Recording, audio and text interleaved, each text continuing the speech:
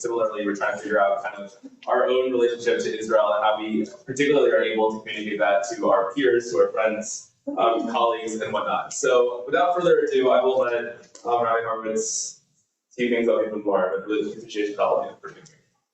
Well, okay, thank you, and appreciated the last 12 years the opportunity to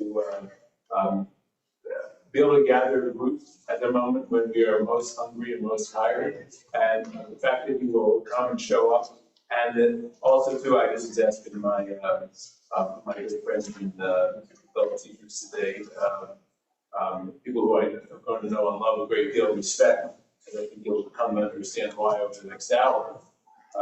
That they are also willing and committed to be able to come and share and teach. And at the time when they're most hungry and most tired, although I think there are other situations where it probably require you to learn to teach when you're hungry and tired. There's usually a snack to be drawn from somewhere. So our topic today, I want to take a few minutes to be able to frame this discussion and why I believe that we have four people who that are the names are listed. We should certainly introduce and are going to speak and share with us in the majority of this hour. I want to take a few minutes to be able to frame a set of ideas and discussions, a work in progress, if you will, that I have been involved with some colleagues, but most of all with students of ours at the Weber School, but which I think speaks more broadly to this generation, and to and I want to be able to integrate, but mostly end with an opportunity and a responsibility that, and I'll speak for our generation. So when I say our generation, I'll be 62 in about 6 weeks. And so any of us who are of the age of parents and or some of us now enter into the grandparents mode, whatever the case may be, that we have an opportunity and responsibility, and one that is heavily upon us through the lens of Jewish history. And so, and the topic, I think as it's framed in discussion, right, is that it's really looking at throughout history. Every single time since the destruction of the Second Temple, the Jewish people have faced an existential moment, an existential crisis. It's been young people, I'm going to define that as in their teens, the late teens, 20s. We may frame that now as high school and college students, but that's not always the case. But it's been that relative generation, your relative generation, that have ensured that we survive and thrive. There, at the same time, have been a small but important cadre of an older generation, for lack of a better term, a senior generation, which has provided them with the support, the scaffolding, for them to do their work, and for them to provide the leadership that's necessary in the greater numbers and with the energy to ensure that we survive and thrive in a particular moment. And that goes back, as the Talmud explains, to, and perhaps an apocryphal story, but it's one that I think it's illustrative. At the time of the destruction of the Second Temple, Rabbi Yochanan ben Zakkai, who was a senior sage, rabbi, and political leader of his time, and a transitional figure who guided, who was in leadership, the senior leadership of the Jewish people in Israel at the end of the Second Temple period, and which is given credit for transitioning the Jewish people in Israel successfully into the diaspora after the catastrophe of the Roman conquest of Jerusalem in the 2nd century of the Common Era. And really, it is that point, was the last point between the 2nd century and 1947 that the Jewish people were able to establish their community once again under Jewish authority in the land of Israel, the 2,000-year gap that was required for us to be able to return and reclaim our place in our historical homeland. At that time, in the second century, it was Rabbi Yochanan ben Zakkai is noted in the Talmud as being in senior leadership. But he not like couldn't do it alone, he didn't do it alone. And as the Talmud explains, it was his students that whisked him out of Yerushalayim in a coffin. Because the only way one was able to get in and out during the siege was in a coffin. And it was the students who had the ingenuity and the courage, the commitment, the bravery to whisk him out and bring him to Yavna, and along with him to reestablish what had been the leadership and our growing group of rabbis. And they, along with him, established Rabbinic Judaism, which guides us to this day. But if that person was a senior figure, an older figure, gave guidance, but ultimately relied upon and was supported by and led by this younger, energetic, committed generation that had the qualities and the characteristics necessary to meet that moment. Throughout Jewish history, and I'll defer to historians who I believe will bear me out, we can see that same model over and over again. And most poignantly, in 1947, from the beginning of the 20th century, the ideas of people like, founding Zionists, Theodor Herzl, David Ben-Gurion, Zev Jabotinsky, very, very different political perspectives. But those older men inspired a group of teens and 20s to take it in their hands to, number one, to take this seemingly crazy idea 125 years ago, reorganizing the Jewish people in our historical homeland. In 1895, it was still considered a messianic fantasy, but not for the students of Herzl and Ben-Gurion and Jabotinsky. And despite their significant and powerful and violent disagreements, there was a shared commitment and a belief that the Jewish people wanted and needed, and it was essential to our survival and our sustainability, and the fulfillment of our mission to reorganize ourselves and reclaim our place in the land of Israel, now as Medinat Israel, the modern state of Israel. And the combination there was that leadership of young people who took the support, the scaffolding, the inspiration of an older generation, and then brought it to life and made it possible. If we think of Yitzhak Rabin being an old man, but he was 19 years old when he signed on with Ben-Gurion. Same with Shimon Peres and Golda Meir, Moshe Dayan. These were kids. And they were able to transition us from the crisis of the calamity of the Shoah, only 3 years later, to Medinat Israel. So an idea emerged during that period of time, 50 years, from early Zionist writings. No one ever coined the phrase precisely, but it became part of the ethos of the early Zionists between, I'd say, 1895 and up until the founding of the state, that what was required at that moment was a new Jew. And I'm going to throw out here, Doug Volker is here, who has expertise in Zionism. I know many others in this room. I'll invite a dissection of this and discussion, debate, disagreement. I want to suggest to you that here there were three characteristics expressed for that moment 25 years ago. They reflected the new Jew.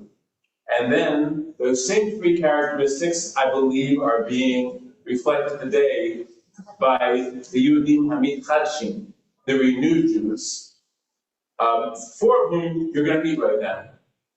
And I'm not certain whether, this is an ongoing conversation, I suggest this based upon my experience and my observations particularly the past 5 years. And also the framing I'll add from Naftali Bennett, the former Prime Minister of Israel, who last summer gave a talk, which is now gone viral on YouTube, so you may have seen it, to a group of primarily North American investors, explaining, despite the difficulties since October 7th, that are challenges facing Israel, this is the time for all of you investors to invest in Israel. And why? Because the fundamentals of this country are strong, because the youthful generation, the teens and the 20s, who on October 7th didn't wait for the commanders when the civil society was organized and anxious and we were facing a calamity, they picked up their guns and they got in their cars and drove to meet their unit and were in the plains and on the site by the afternoon and evening of the 7th. And also took over the functions of much of civil society when there was disorganization and so much uncertainty. He suggested that in Israel, they are now our greatest generation. It got me thinking, I'm putting it out here, I think we are living right now with our greatest generation of Jewish people since 100 years ago, the early Zionists, the teens, the 20-somethings, they found the state of Israel. I think now we have a greatest generation in Israel, but also here. And so the principles, and I won't read them all out. I'll ask you throughout our discussion to review them. Again, I will look forward to discussion, debate, critique, and your active disagreement and how I frame it, and also certainly all the more so with my friends and colleagues here, to be able to express whether they accept this characterization upon themselves. I mean it in entirely a virtuous way. And I've said to them and many to our students in general, not as a matter of flattery, but as a charge. Because I believe the survival of the Jewish people right now depends upon this generation of we'll say high school and college students, of people in their teens and 20s, to step up, and I believe they are. I'm experiencing personally, to step up in the same manner that those of their contemporary age did 100, 120 years ago, but with a different set of challenges and a different set of political situation, a different cultural context and moment, but with the same qualities of commitment and of knowledge and demonstrated toughness, or in the words of my hero Max Nordau, the forgotten Zionist, muscularity. But reflecting it in different ways, but ones that meet this historical moment.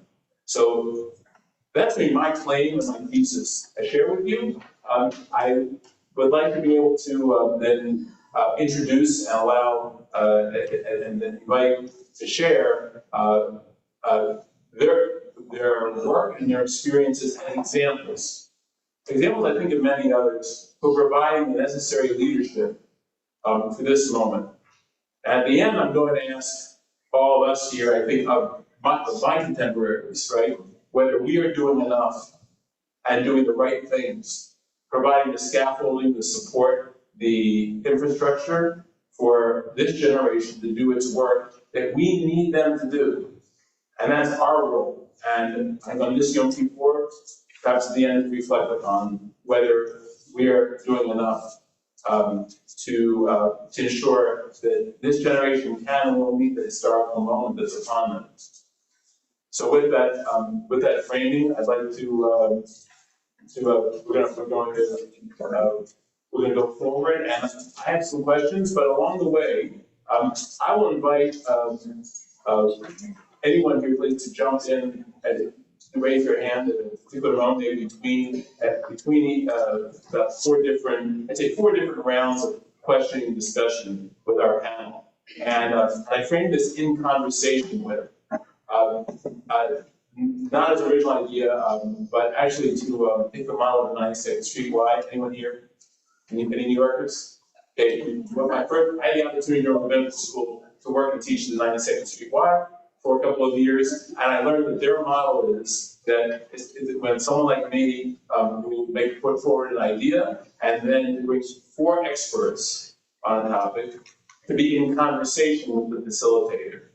If we're talking about these Yehudim Chashim, the renewed Jews, and what contemporary Jewish teenagers are doing, we have 4 experts on that here, and mention exemplars again. Again, I'm not blowing smoke at anybody. I'm sharing a deep observation and passion of one on my own, and I look forward to your thoughts, questions, and challenges too. And so the names are listed, but just to be able to make sure that everyone's identified. My friend to the right will be most easily identified in being Ben Leibowitz. But going in this direction, Adriana Castiglione, and then Molly Engler, and last but not least, Ariana Zalik, and who I believe all reflect a commitment to Zionism and the Jewish people. They express it through service and sacrifice. They have a knowledge and can articulate a claim to history. And it's expressed concretely through the relationship with Israel. And then finally, with a toughness or the language of the Zionist Max Nordau, a muscular Judaism that Prime Minister Bennett is talking a lot about right now, former Minister Bennett, in the way that, but in a unique and new and complex set of circumstances. So I'm just gonna, since too often because alphabetically you're on last, right? I'm gonna switch it around if you don't mind. I'm gonna ask Ariana, like all of our students, are engaged in multiple ways. They're in the busiest points of their life. They're all seniors right now at the Weber School, and they are in the middle of preparation for college and or a gap year in the next phase of their life. And they are 4 of 79 who I get to interact with every single day in this class of 2026. And then they are incredibly committed to Israel and Jewish causes across the board in many different places. And so I asked Ariana to speak about a particular project in addition to being a Stand With Us fellow and to having just returned from the APAC High School Summit. And I can keep going and listening for all of them. Is involved in a particular project that I think is reflective of many of these qualities called Spark IAL. So I can take this any way I like, but I sure would appreciate if you share, your experience, the work you're doing right now. Sure, thank you. So not this past summer, the summer before, I went on an Israel program with NCSY, and I had an internship with the Jewish Agency, and then through there I got to meet some really interesting people from this organization called Spark IL. It's a nonprofit, and the IL is like Spark Israel. And upon my arrival back home to Atlanta after the program ended, they asked me, would you be interested in bringing some sort of fellowship or ambassador program back with you? And for a second I was like, well, I have no idea what that means. I have no idea how to navigate that. But even so, I was like, yeah, let's do it. And so I kind of spent a bunch of times, like months, just thinking about how I could possibly bring back this program to America. And Spark IL, so it's a nonprofit organization, and it is unique in the way that it focuses on lends rather than loans, where there are a lot of businesses and families that have been affected by the October 7 war, and a lot of the businesses have been struggling to get back on their feet and rebuild their properties and continue their entrepreneurial journeys. So what Spark IL does is they have this program where anybody from around the world can give any type of money, a lend, usually in 18, 36, and so on. And that money will go directly to the business. and then they pay it back over the course of 5 years. And it's a unique way that you can make a lasting connection with whatever business or family you choose. And it's just a really special way that you can connect with somebody who's in Israel without, making them feel like they're taking a freebie, because I can't imagine how difficult their situation must be in. And it's just really special. And so last May we had this event, and we're in the works of planning a new one right now, where we're raising awareness and trying to get more people involved. And it's been a really interesting journey so far.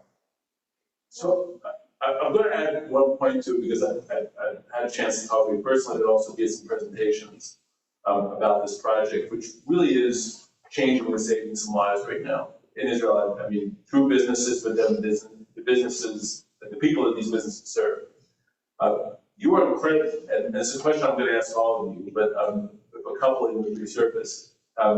It would be impressive. It is impressive, and it's meaningful. It's impactful. You're incredibly busy. I mean, ask you, where is it that,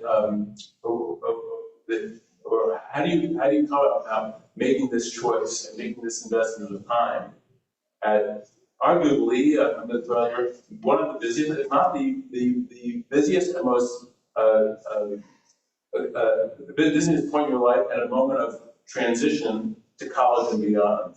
You're choosing to invest your time this way. Why do you do it, and how do you do it? Well, I'm a strong believer in you don't have extra time, you have to make it. I pride myself in my choice to use my physical planner in a world where everyone's on computers. I have my physical planner, that's how I plan my life. Everything's on it. So I use it by time, I have my to-do list, and so I just find it helpful to stay organized.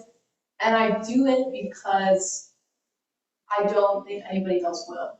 Like, there are a few other people who have the opportunity to understand Spark AL in the way that I got to through my internship. And so I'm a part of this small group of people who really got to experience it, like hands-on, one-on-one, meeting with the businesses, going to the sites. And I have this rare opportunity to really make a direct impact and understand what it is I'm doing. Well, we're going to keep coming back to this theme because what I do, my own observation too, is that many of this, I think, this renewed Jewish generation feels this commitment and is prepared and makes the time because you have a certain set of characteristics that it's just my generation didn't. And I'm wondering, and I think it is unique perhaps in the last 100 years. So your answer, I think, exemplifies that. So I'm going to flip to this side, Benny Reedwitz. I asked Benny to sit on the panel because Benny, like so many of our teams who, first of all, in great number of nature, already in the middle of the war, I think everyone has visited or sought to visit Israel, be in Israel in the middle of the war during the last 2 years. And then this past summer, there was an additional layer of the war, which was the war with Iran. And about 4 or 5 days afterwards, after Benny made other plans in Jewish camping and service, I mean, certainly in the Jewish world, which are meaningful, had the opportunity to then go to Israel a few days afterwards. And my aunt who lives in Israel reminded me, she said, you know, Eddie, it's pretty dangerous here right now. It's scary. This was scary. And without the other things, the experience with Iran was scary. Are you sure you want to come into this? And I said, I do, by my own commitment, but I know students who want to and who are going. I'm going to sit back. So we're going to all be scared together. So what else is new in the last 2,000 years, right? You know, I mean, so Benny, maybe you know, your commitments to Benny. You spent the summer in Israel, but you also last year at Weber created a project, and Adriana's going to speak to it too from a different angle, leveraging your musicianship to build to create basically a live aid but those are letting us know why a concert that in turn raised $100,000 for two kibbutzim in Israel and has made a really impactful difference in rebuilding the two kibbutzim. They're the most devastated, Nero's and Nachalos, which we read a lot about after 10/7, and are still reeling from that. $100,000 means an awful lot. The fact that a group of teenagers would choose to bring their talent and their commitment to it is added all the more so. And in organizing, working with our federation. So, Ben, I guess maybe you could talk a little bit about how you and your fellow bandmates, when we were talking about, decided to, as a first step, take this on, and how and why you made this concert your priority on behalf of Israel. Yeah, I mean, so as Robert was just said, I'm in a band. It's pretty fun to get to play a lot, but I think really it just kind of started as a way of just hanging out with my friends and just playing instruments with them. But I think really after being able to play with them for enough time, then we throughout the hours and we were able to do so much more. For probably about 6 months, I think we were planning this concert for the kibbutzim, which happened in March this year. And so we had a lot of help, as I said before, but yeah, I mean, it was definitely a lot of work with the planning and performing and getting the songs together. I mean, about 2 months before the concert, I fractured my shoulder, so I needed to kind of get everything done super fast, but I think it was really still a really meaningful experience to be able to help raise all this money for people that were directly affected by October 7th, people from Kibbutz Nero's and Nachalos, and really knowing that I had an impact, being able to help Israel with just music, something that I love doing. It's really special, meaningful. So I'm going to ask you a similar question I asked everyone. Okay, I know you have a passion for music, and you like to play with your friends in the band, but this required additional commitment of time. And as busy as you are right now, you're in the middle of exams and the busiest academic time of the year, with other commitments, the family, the community. I'm not going to go down the list of the list of resume, but trust me, and those are some. These young people are incredibly busy, and the demands explicitly and implicitly upon them are significant. So how and why did you do that?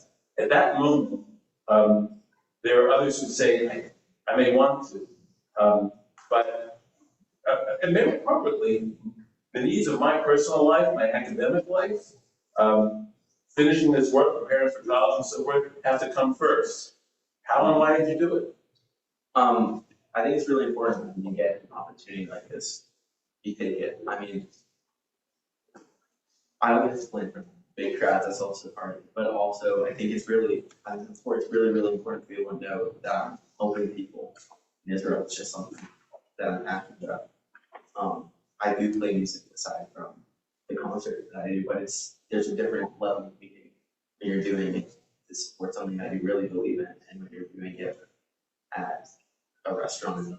It's different, but it comes a long way with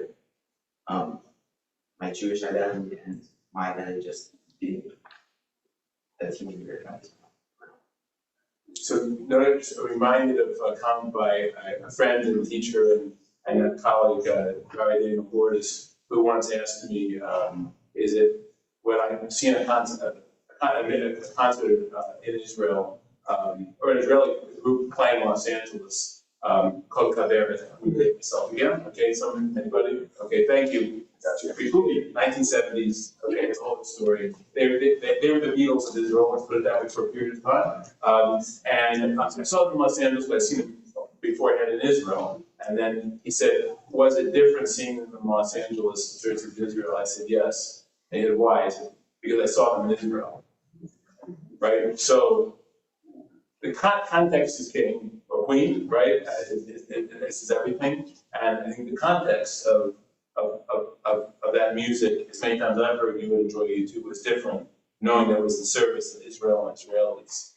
So it's appropriate that because Adriana, again, you're incredibly invested in so many areas of service in leadership. However, beyond important service projects, but took and worked a lead organizational role, really partnering with Benny and his band. And you in a similar way, that kind of investing time and energy. Maybe you could talk about the work you did. And as one example, perhaps others too that you may want to share. So in this case, in service of Israel and this cause of raising awareness for a tremendous amount of money for these kibbutzim. So my name is Adriana, as she said, nice to see you all. So yeah, back in March, we planned this big concert called Concert with the Kibbutzim. It was probably one of the most time-consuming periods of my life, but also one of the most rewarding. And it was truly amazing. We were able to raise $50,000 just from our school, being able to put up posters and publicize the event.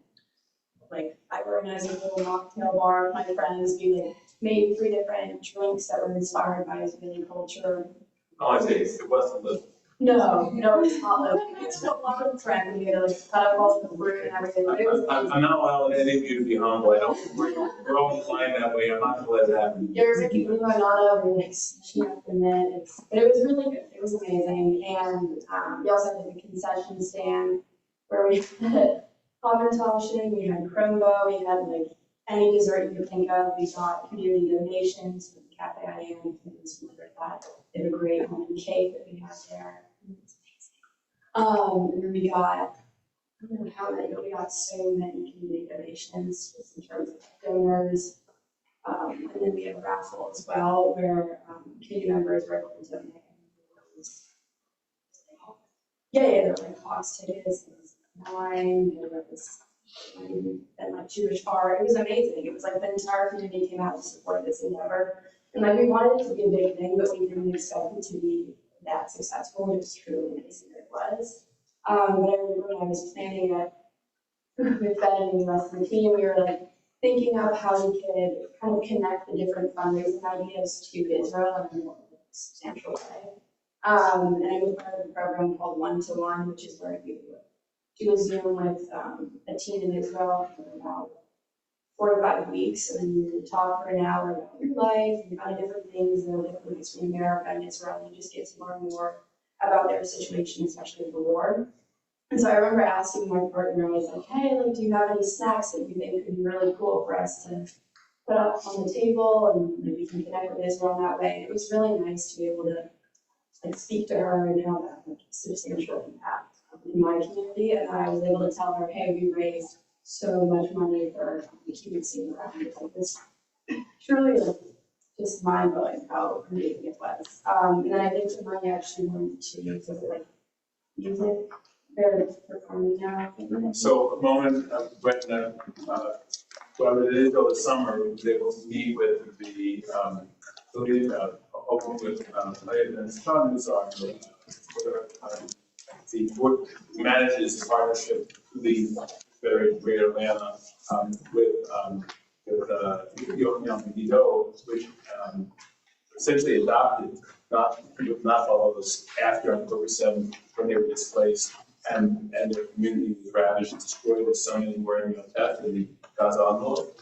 And then moved up there that the leadership of Rafa's now is beyond working from the back, shared that they're taking this share of the money that was raised to build build a music center for young people, which we hope to be able to leverage in a meeting at some point. But it went just in quite a poetic manner. All of the work paid off and being able to help the student musicians there rebuild their space after it was destroyed amongst every other aspect of the facility that people. Yeah, it was very full circle for us. It was just amazing to see the impact. But back to what I didn't talk about yet. The Lebanon office, as Rabbi Horowitz mentioned, is kind of our in-school student-run office. I'll say the full name. It's the Andrea and Michael Levin Office of Student Service and Pedagogy, and Molly's actually part of it as well. So this year I get the privilege of being the director. And I'm so thrilled because we have so many amazing events planned this year. But one of them is going to be the concert once again, because that was truly like probably the best event we've ever done at the school, so it's amazing. But part of our program is we have different students who have different connections in the community.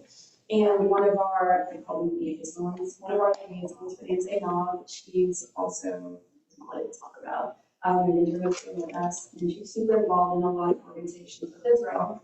So we work with our students who have connections to go to them and do other events that we can support their connections with. So we're going to do some events with her and as well. That's another great thing, you know, come in, if anybody knows. Yeah, we're not sure when the concert will be, but So we'll, it will happen. Yeah. So everybody is coming to.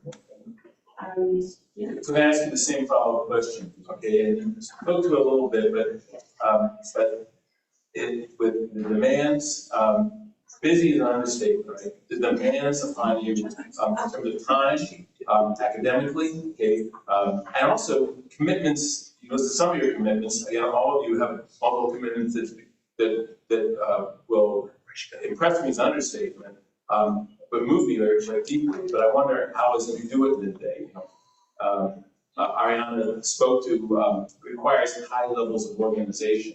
I'm going to argue that, I mean, a level of commitment that in my 30 years in teaching and in leadership in Jewish camps and schools, I haven't, I worked with a tremendous number of wonderful young people.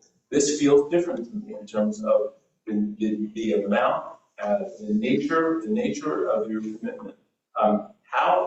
How and why do you do it? And particularly at the most demanding time in your entire, the demands in your life are greater perhaps than any other time in your life. Anybody who knows me knows that I have a very insane schedule, but I like to keep it that way because I'm a big believer that if you have the ability to do something, go and do it. And especially after October 2nd and being able to speak with my friends in Israel and making those connections for one-to-one, it was really important to me that we, as a school and also as an individual, were able to make a physical impact and help them in a way that was more than just posting on social media and spreading awareness. Because you can always do that, but it's a lot harder to be able to raise money for an entire concert, and it's much more rewarding when you do that. So I try my very best to make the time for things where I can have a physical impact. And also understanding that I have the privilege to have so much education about Israel through our Medical K Israeli Leadership Fellowship we're all a part of. And using that knowledge that I've learned and really leveraging that to my ability to be able to make a physical impact is kind of the reason why I do it, because I know that not everybody has that, and if I have that, why not go into it? So That's busy, but important things. So the last person on this round, and then I will one more question, which will lead us into giving only about 15 minutes at least for our group to be able to engage in questions, discussions, thoughts, and again, challenge me and us discussion, debate. If you challenge me, by the way, that'll be an easy, you'll get an easy win. But these folks, as you can hear, different story. Be ready for a robust intellectual engagement discussion. But Molly is similarly involved also in some of the other projects that have been mentioned. But I did ask you to speak about the Stanford Fellowship that I know Ariana is part of, and we're taking that role as well. And I know others, Weber in the community. But can you speak with that? Because I think that's you and I talked just a few weeks ago. That's a very significant work and investment of time that requires. Hi, so I'm Molly, and I'm a Stay With Us intern, which is an organization that works on combating anti-Semitism around the United States, especially on college campuses. They're very active on social media, so go and drop a follow because their posts are very informative, have a lot of information.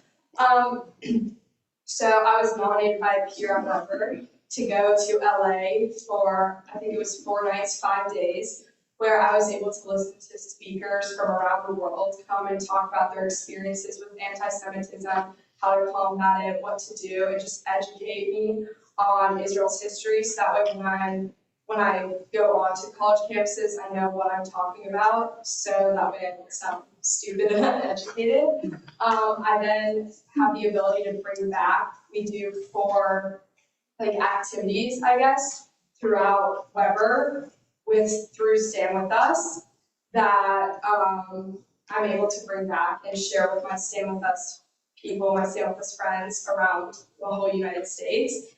And so I was just talking with Rabbi Horowitz the other day, and right now we're working on a card project, I guess, where we're making cards for the soldiers, and an anonymous donor agreed to match. For each card, we're getting $1 that I can then have the ability to choose where I want it to go, whether I want it to go to hostage families, a certain kibbutz, gear for the IDF. So yeah, and I then have 3 other projects where I get to work hand in hand with the staff of Weber, with probably people at B'nai Torah as well, and just educate my peers about Israel and Israel advocacy. So, yeah. So I'm gonna ask you the same question. Okay? Yeah. Busiest point in your life, okay? Your multiple demands academically, socially, and commitments you haven't even referenced yet. And how and why do you do that? Particularly on behalf of Israel, what is it that drives you, to prioritize this work over all the other priorities that you could make or choose?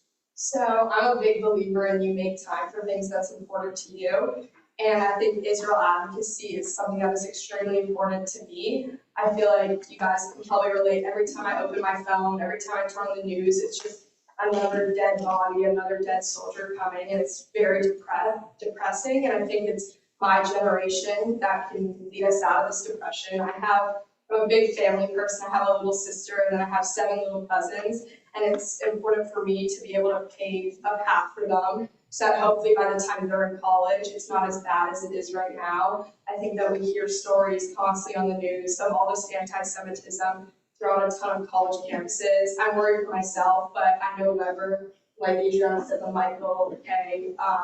Israel Fellowship has definitely prepared me to combat anti-Semitism, but it's important for me that I do my part in advocating for Israel, so that way the younger generations can advocate, but they're not as scared and as worried to step onto these platforms. I'm gonna then pick right up on your last point and with my last question and one. And I won't designate. I'll leave this open for each of you to choose when and how you may want to respond, because it is perhaps the most complex and the most sensitive one. So I'll speak for speak for my generation at the very least, and talking with parents, prospective parents at Weber, and also those around the community, and friends and peers of mine with children and grandchildren who are preparing really just months away from college. And the question I'll often be asked is, what the notion is, I suppose you want part of your goal as an educator in the Jewish community for our students to be able to defend themselves on their college campus, because we're all scared. That is, I'll speak for, we're scared when we turn on the television and read social media and in the world and the context that you are about to enter, whether it's next year after a gap year or soon in the future. And particularly in the nature of the college campus world, which has been emerging for at least 25 years. I first experienced it when I was working in California at UC Berkeley. That was the birth of the BDS movement was there, and people thought it was isolated in just part of crazy California. Well, since October 7th, it is now something that we don't have to even go beyond what we see on television, in the media, on social media. And that fear is informed.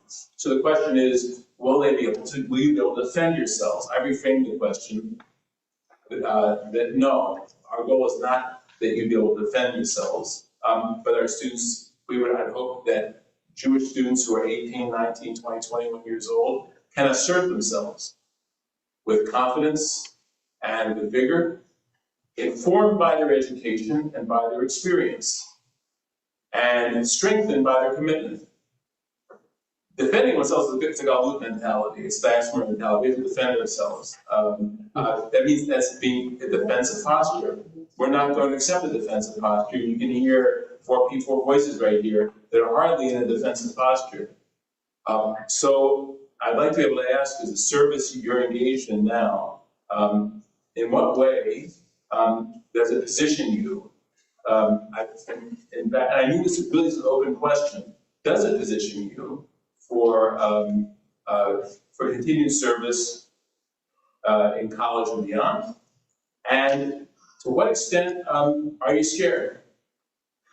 And are you fearful? And how do you manage those feelings? And I want to pose it. Maybe you are, maybe not. We have not discussed this. And I usually won't go there in a stark way. But I think this is a question. It's an assumption that we have. I say, hey, I'll speak for the 62-year-olds here, right? That we would have that this is a scary place and a scary time. But that we shouldn't be projecting that upon you. So, to what extent are you fearful? And how do you manage it? And in what way might the service you're engaged in be something you continue? And is that all connected to how you manage that fear? So, it's a loaded set of questions, and I ask you to respond in any way you might like. And whoever may want to go first. See, Ariana, leading forward. So, I didn't know if that was a sign. Because I know you're always you're always ready. But they take a moment. That's not to impose upon you, but really whoever might be willing to speak to this, because it's a complex and sensitive question. I will be happy to go first. Well, my mom would call me naive, but I am not fearful whatsoever because I know that throughout my Jewish education, I have all of the resources I could possibly need to stand up for myself and for others who have a lack of information. But my service on behalf of Israel is not just something I do because I feel like I need to, it's something that I choose to do because I want to do it, and it's become a part of who I am, so I can't imagine who I would be without it. Because as much as Israel does for me, as a Jew in the diaspora, I want to do that for Israel. And does that mitigate your fear? You're suggesting that's not what you feel? I don't feel fearful. Good lesson for us, right? We'd like to pick up that. I share the same. Yeah, I share the same sentiment about it. Like my entire life revolves around being involved in the Jewish community, and like I work here on Sundays. I used to go to Jewish summer camp. I go to Jewish day school. I have my entire life, and I have friends that don't go to Jewish day school anymore, and they go to public high schools up north, since where we're from. And they've shared with me the anti-Semitism there and how they wish they had the education to be able to combat it. And so, because I do have an education, I've made it my mission to be able to tell them things that I've learned. We had 2 speakers come to our school, and we had 5 speakers.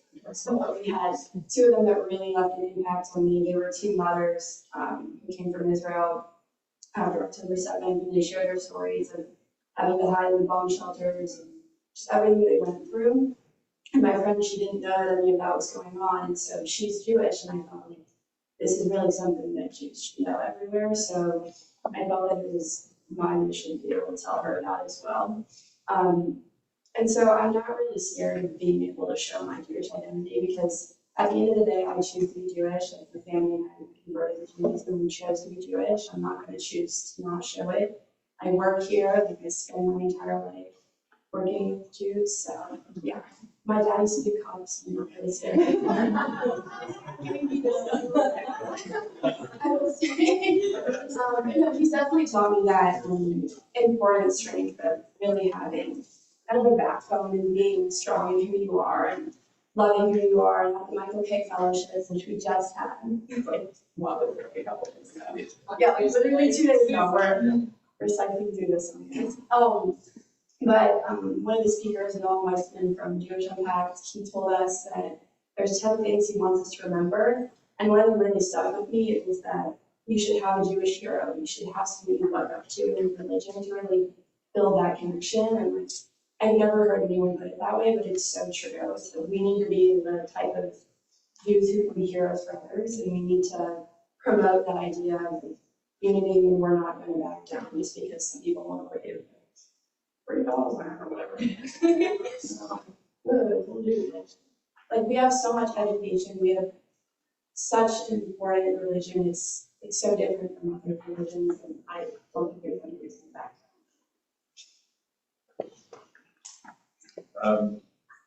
Then you could pick up and, you made a decision in addition to the prior you talked about, right? And your commitment, leveraging musicality and your musical, the talent you've been, you, 4 or 5 days after they ran war, you got back on a plane and went to Israel, which involved letting some police parts of service there. How do you, are you afraid? And if so, how do you manage it? I think definitely moving to Israel, I don't have any fear. I think whenever I'm in Israel, I'm completely safe. I think it's a great place to be, even the government that's going on now. I've actually been twice since October 7th. I went on a service and solidarity trip with Vermont, Israel, January 2024, and I was just in Israel again with Vermont, Israel this past summer for a seminar after finishing my time at summer camp. And I think really having a strong connection with Israel is important because it's the Jewish government. It's a place that, even though I may not live there right now, I think it's definitely somewhere that, even when having contact there, it's still really important to go back and be able to support our people that are there and be able to support everything that's going on there. And in terms of college campuses and my career there, I'm a little scared, like, but not to the extent where I'm gonna completely push off any college that has any sort of anti-Semitism or anti-Zionism. I mean, every single college I visited, I've been able to talk to Jewish students, to go to Hillel, and it has been really important for me looking for colleges. But I also think it's really important to be able to go somewhere where you can combat anti-Semitism, because a lot of people that protest against Jews or against Israel, not all of them, but a lot of them, it really comes from lack of education, I think. Not really knowing the full extent of everything that's going on. Or, I mean, you can watch videos online, people asking protesters from what river to what sea, and they have no idea. So, I mean, I think it's really important to be able to combat it, but also help educate, make the world a better place, and not just keep everyone so divided without even knowing what's going on.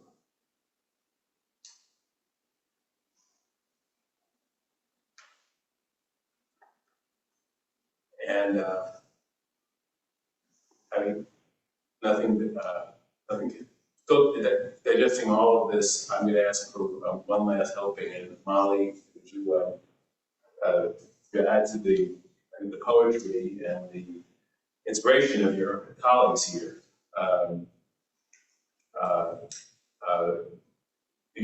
Your sense of leveraging all of your service. I know you've also worked very much on that project that Adriana and Benny mentioned, but with this investment, Stand With Us, and so many other commitments, to what extent are you feeling fearful about the places you're going to be, college or beyond, based on what we see and hear in the world? And if so, to what extent or how do you manage it?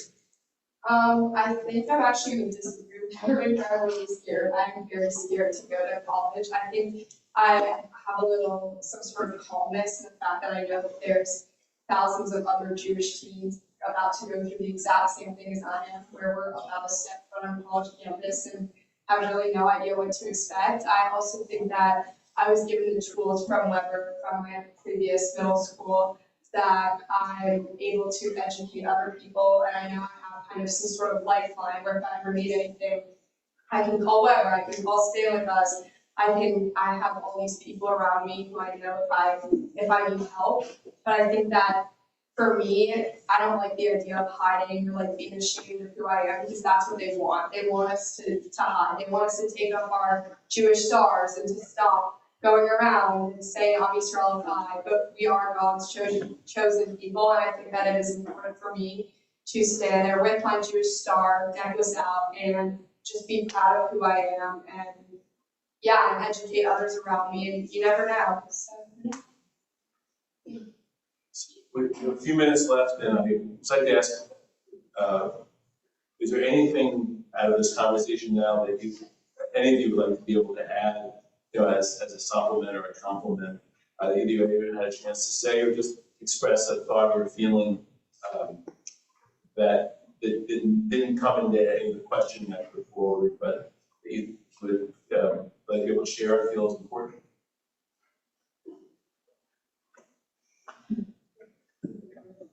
With 5 minutes left, I'll ask the same with this group here, whether it be question, comment, observation.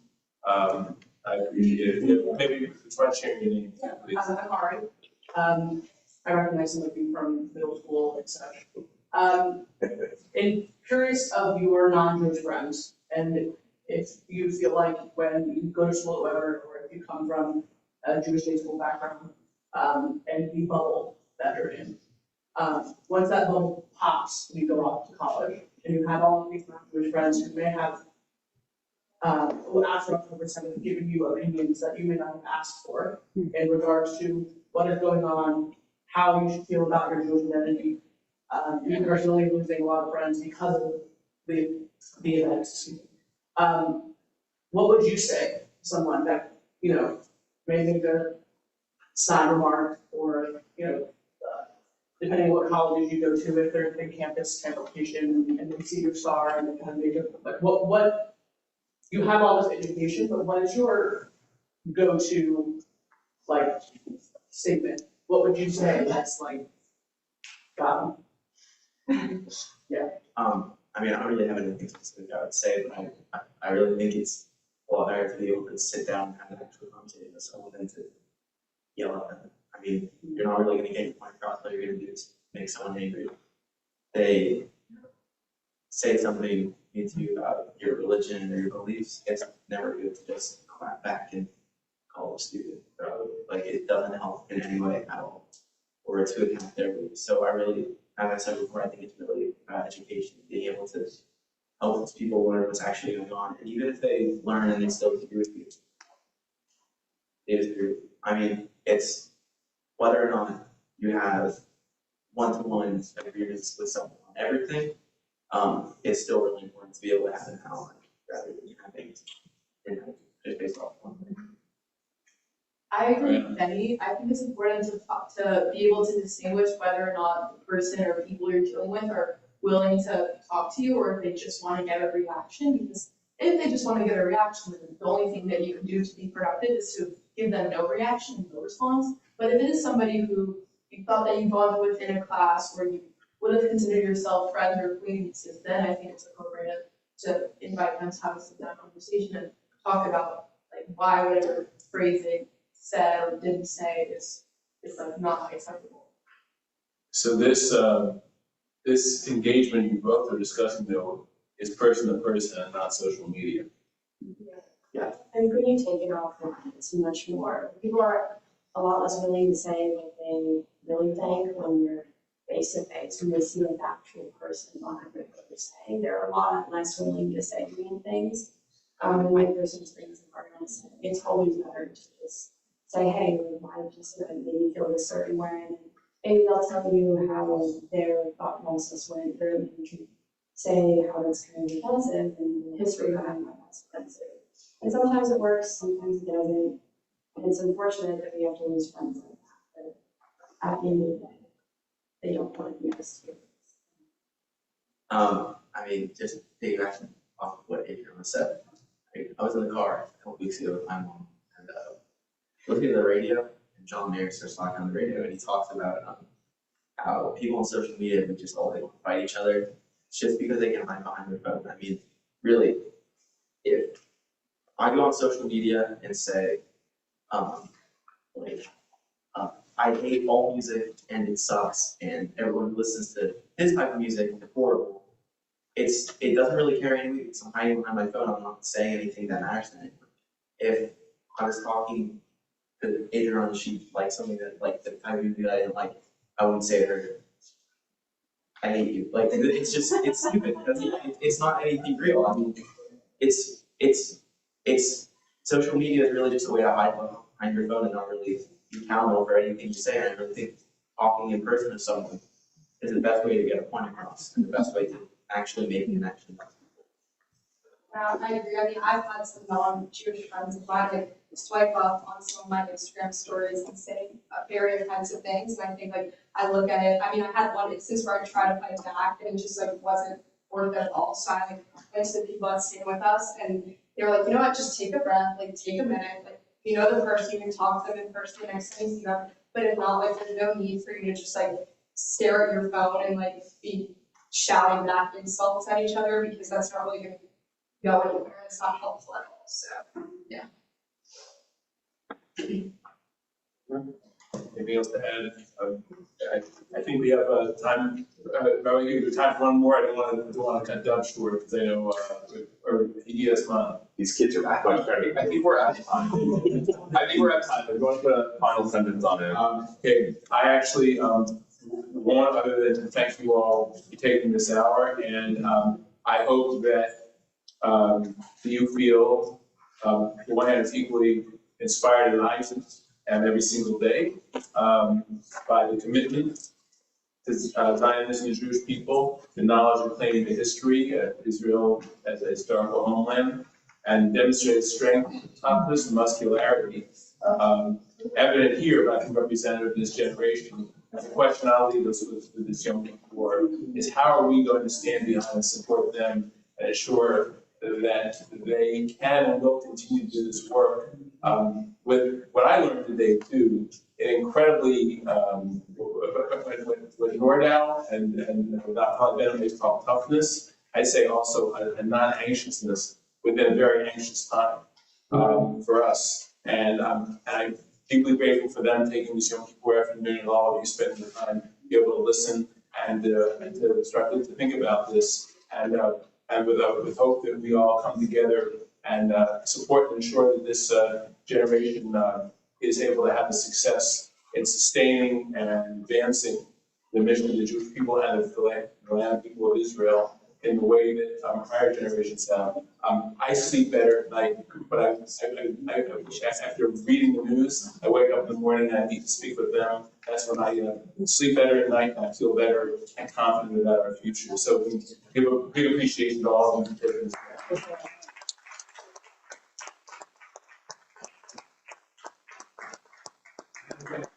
Joining in, and I know that Mr. Joe Wilker is going to have now another discussion around Zionism in Israel, which will give us some outstanding food for thought. So thank you very much. You guys, we're going to take a 5-minute break, then around just a little quickly after 2:15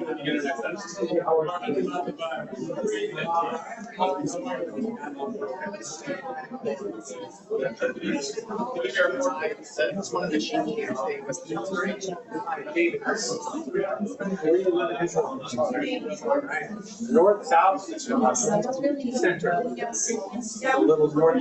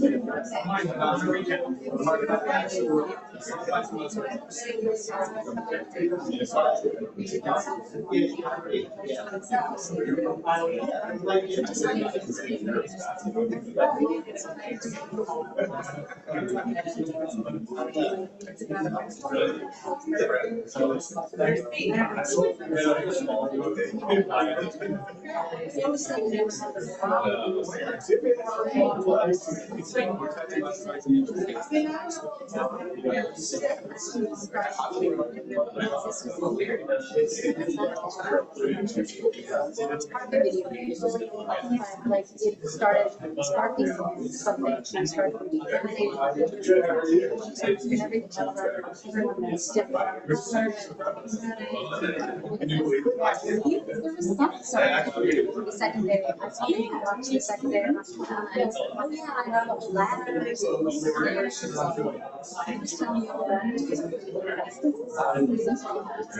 It's like a whole, that's why it's like a small. It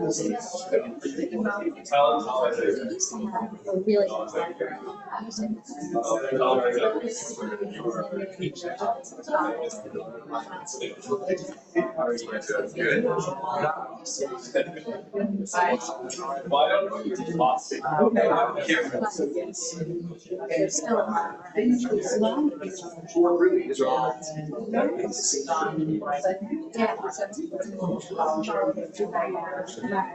haven't done it. So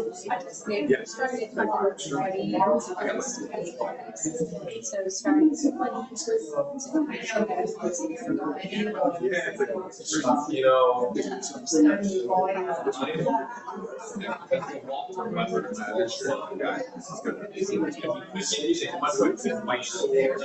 walking on very loud, and this is some neighborhood. I'll end up like by the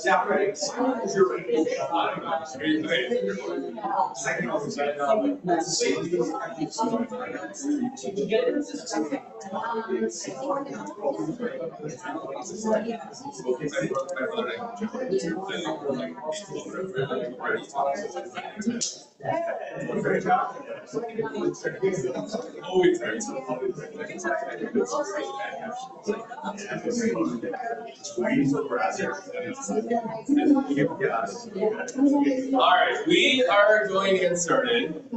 I don't know if Joe needs an intro. I have an introduction. But he I don't know if you would say it as the regional director, that's what I said, of the American Jewish Committee. Is that this one? That's what AJC Great. Not constituted. The distinction is real. We are American Jewish Committee. Correct. Not the Atlanta Journal. Yeah, that's I get Stop you know, you're not like you read in the newspaper, you don't have to complain to this guy. But no, I mean AJC like being the ambassadors of the Jewish people, doing a lot of work with not just with elected officials, but also with communities, different populations in America. I'm very inspired by the work that they do. But this particular topic is really about some comparing and contrasting of Herzl's vision of what it was and like what Zionism had used to mean, and perhaps even like the messaging for today and kind of what lands and how it's evolved or changed or the nuance in that. Based on my perusal of his material and stuff, but it might take I'm talking about. a completely different. Just reframe my or remember calling this kid It's pretty much. potatoes. Yeah. Alright, without further ado. We get an hour? I get an hour? You get an hour. Yes. I mean, last week because the head went over. Because the worst. The beginning. Well, we technically go So 4:15. wonderful. 4:15. Okay, I can do that. Shabbat Tova, everyone. This really is my honor and joy to be with you, to get to spend Yom Kippur afternoon talking a little bit about a topic that we have addressed in various ways over the past few years. So a quick show of hands, how many of you recall my touch point of pork and Zionism in Israel as a topic of conversation? Quick show of hands. Okay, good. That means I can repeat it today. Remember it. Really building off of the previous session, which is the students. And as we think about the heroes of our generation and of each generation, it really is the young people who set the course and direction for the future of the Jewish people.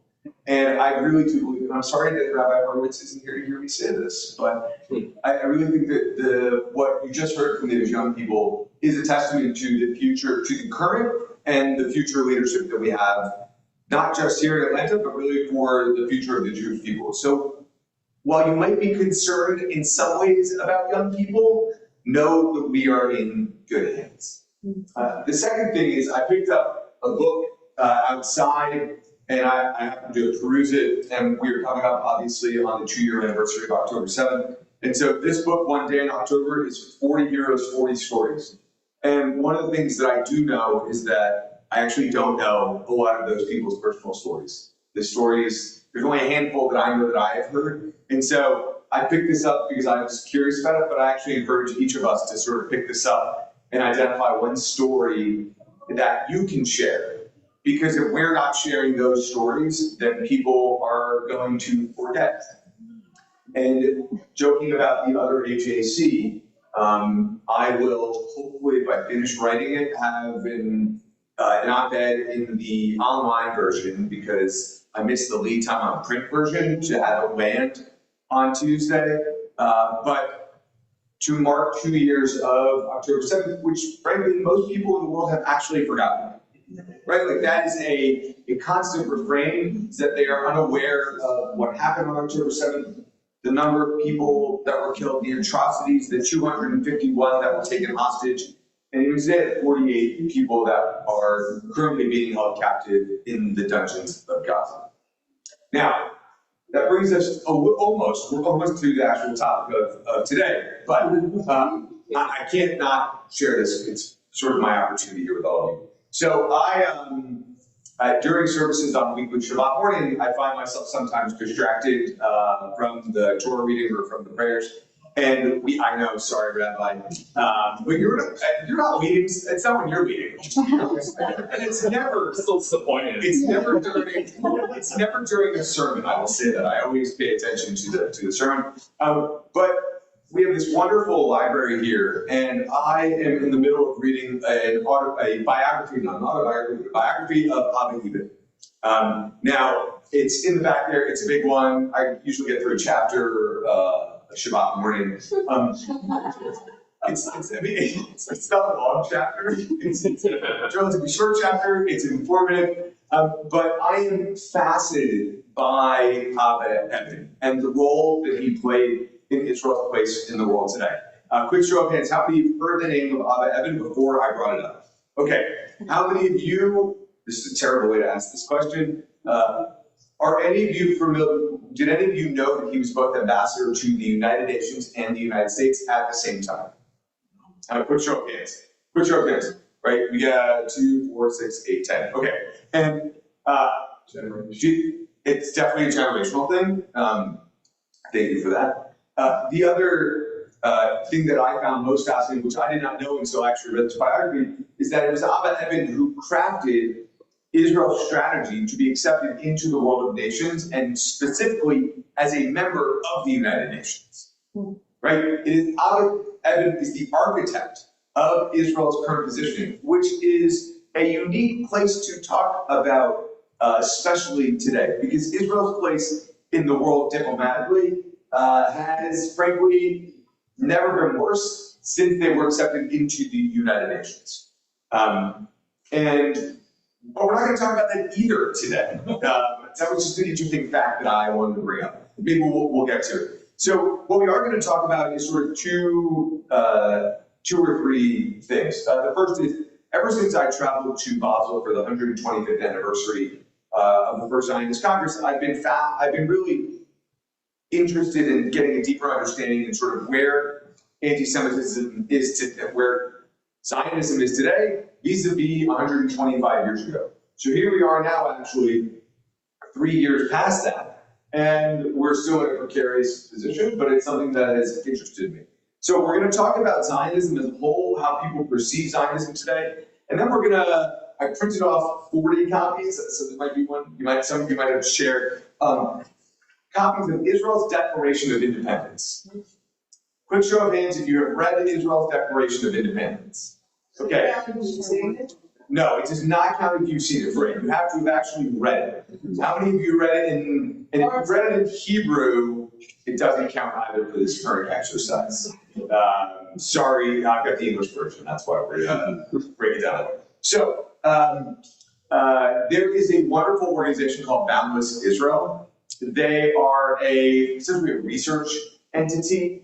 They're run by two women. One is named Aviva Kloppis.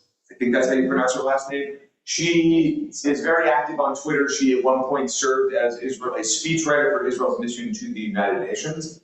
And Rachel Fish. Rachel Fish is a PhD in Israel studies and was the first executive director of Broadcraft's entity to combat anti-Semitism. And they conduct incredible research related to sort of public perceptions and language.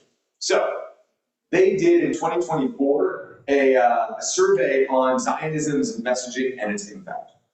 So I hope you are ready because this shocked me. Only 1/3 of the general population says that they surveyed said that they are familiar with the term Zionism. 1/3. And just 14% could define it correctly. 14%. So let's start with this. Who believes that they know how to define Zionism? I got 1, I got 2, I got 3, I got 4, 5, 6. Okay, a handful of you. Okay, so this is a problem that we have. And by the way, it mirrors the problem that we have with anti-Semitism. How many of you can define anti-Semitism? Not by the definition you gave a couple years ago. That thing's like 55 words. Exactly. That's exactly the problem. Right? So,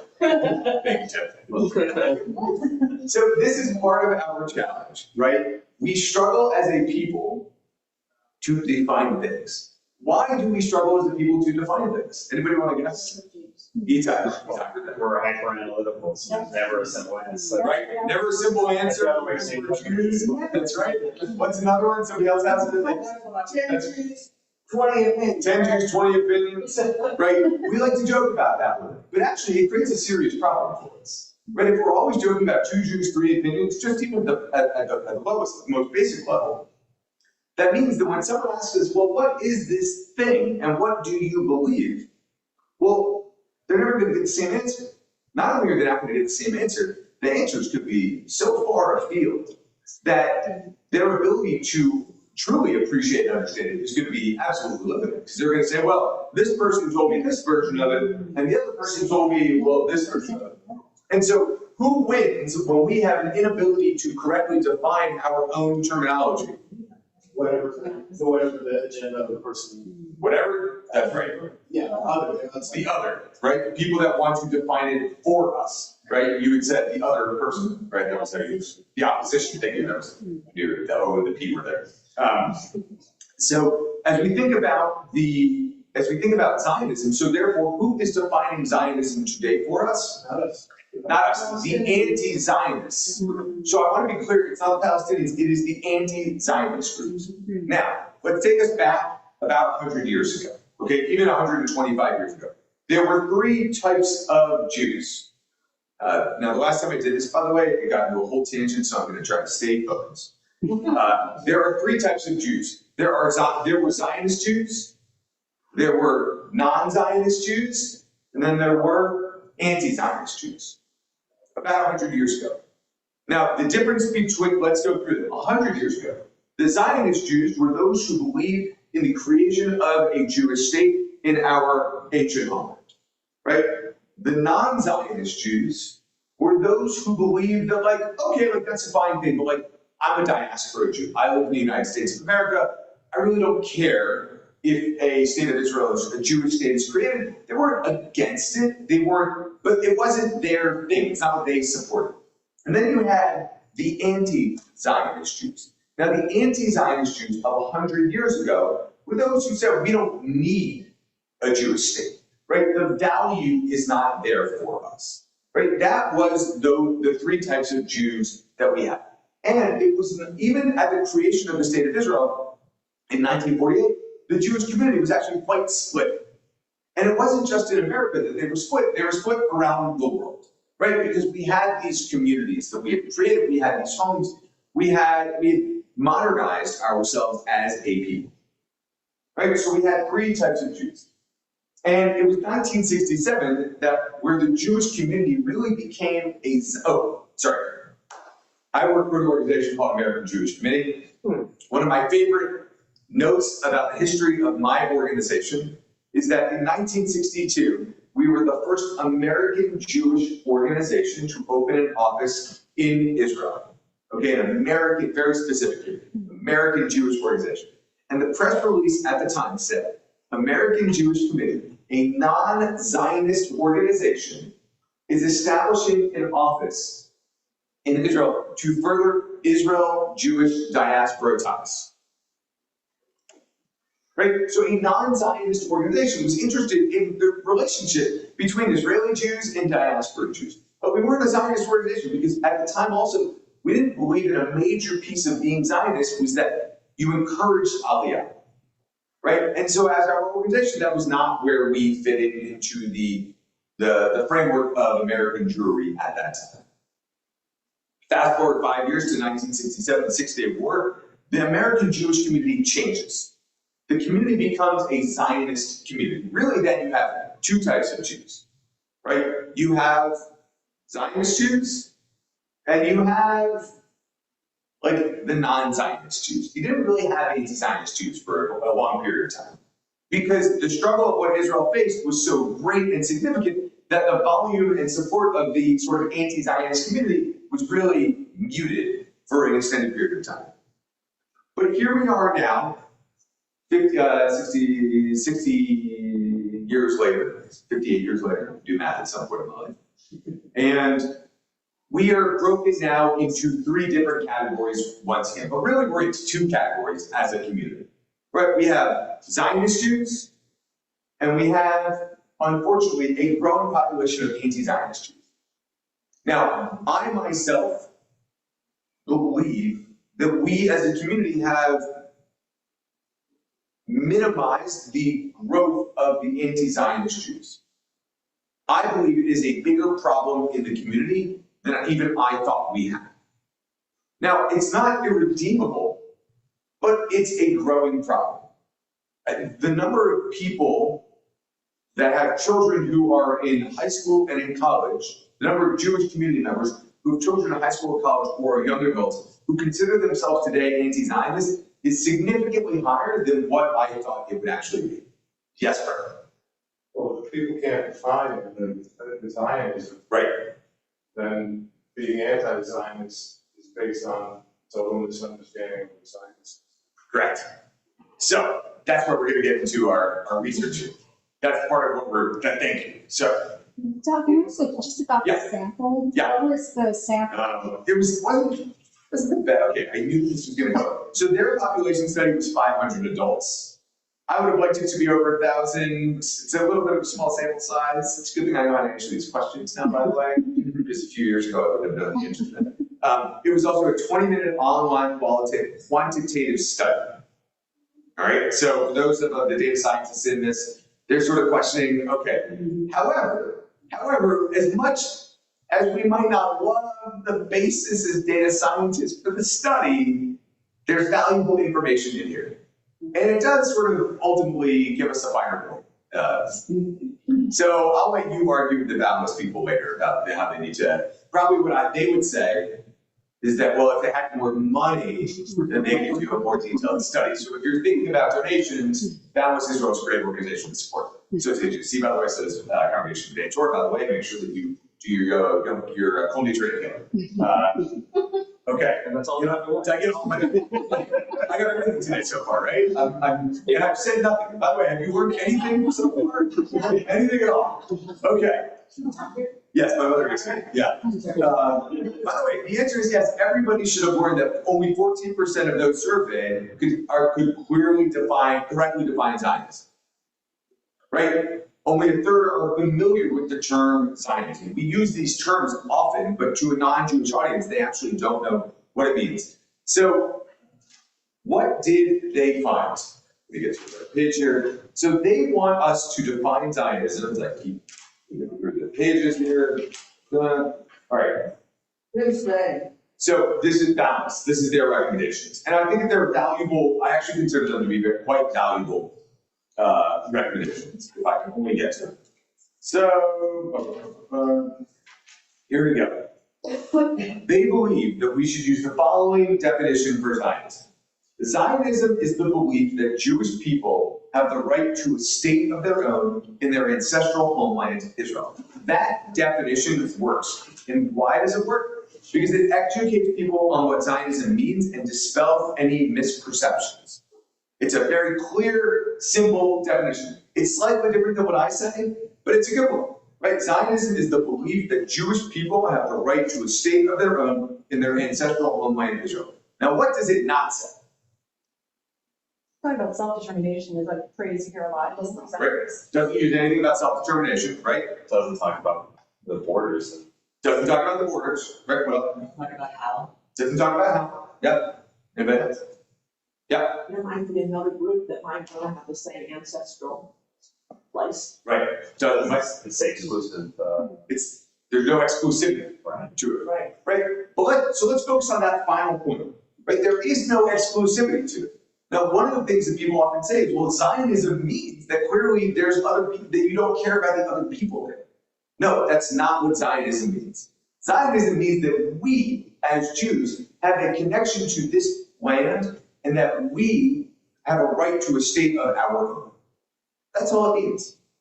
It's a very simple, it's a simple, specific, and generic message. Yes? Well, you know, it's also very much the common denominator of all the different strands of Zionism. Mm-hmm. There's many different Correct. branches and places. Correct. So it is an overarching definition of Zionism. By the way, Rabbi, you missed me totally, like, say, shut down on your students. I'm sorry. No, I appreciate it. I know. You said it with me personally, so I appreciate Okay. it. All right. Just making sure I said it out loud. Thank you so much. Okay. Now here the next two messaging recommendations that they have. Israel is the ancestral homeland of the Jewish people, and there is significant archaeological evidence that supports this. Zionism is grounded in protecting the Jewish people's cultural and religious connection to the land. Zionism is grounded in protecting the Jewish people's cultural and religious connection to the land. After centuries of oppression, the establishment of Israel as a Jewish state in 1948 by the United Nations provided a safe haven for Jewish people to live freely, speak their language, and practice their religion without fear of persecution.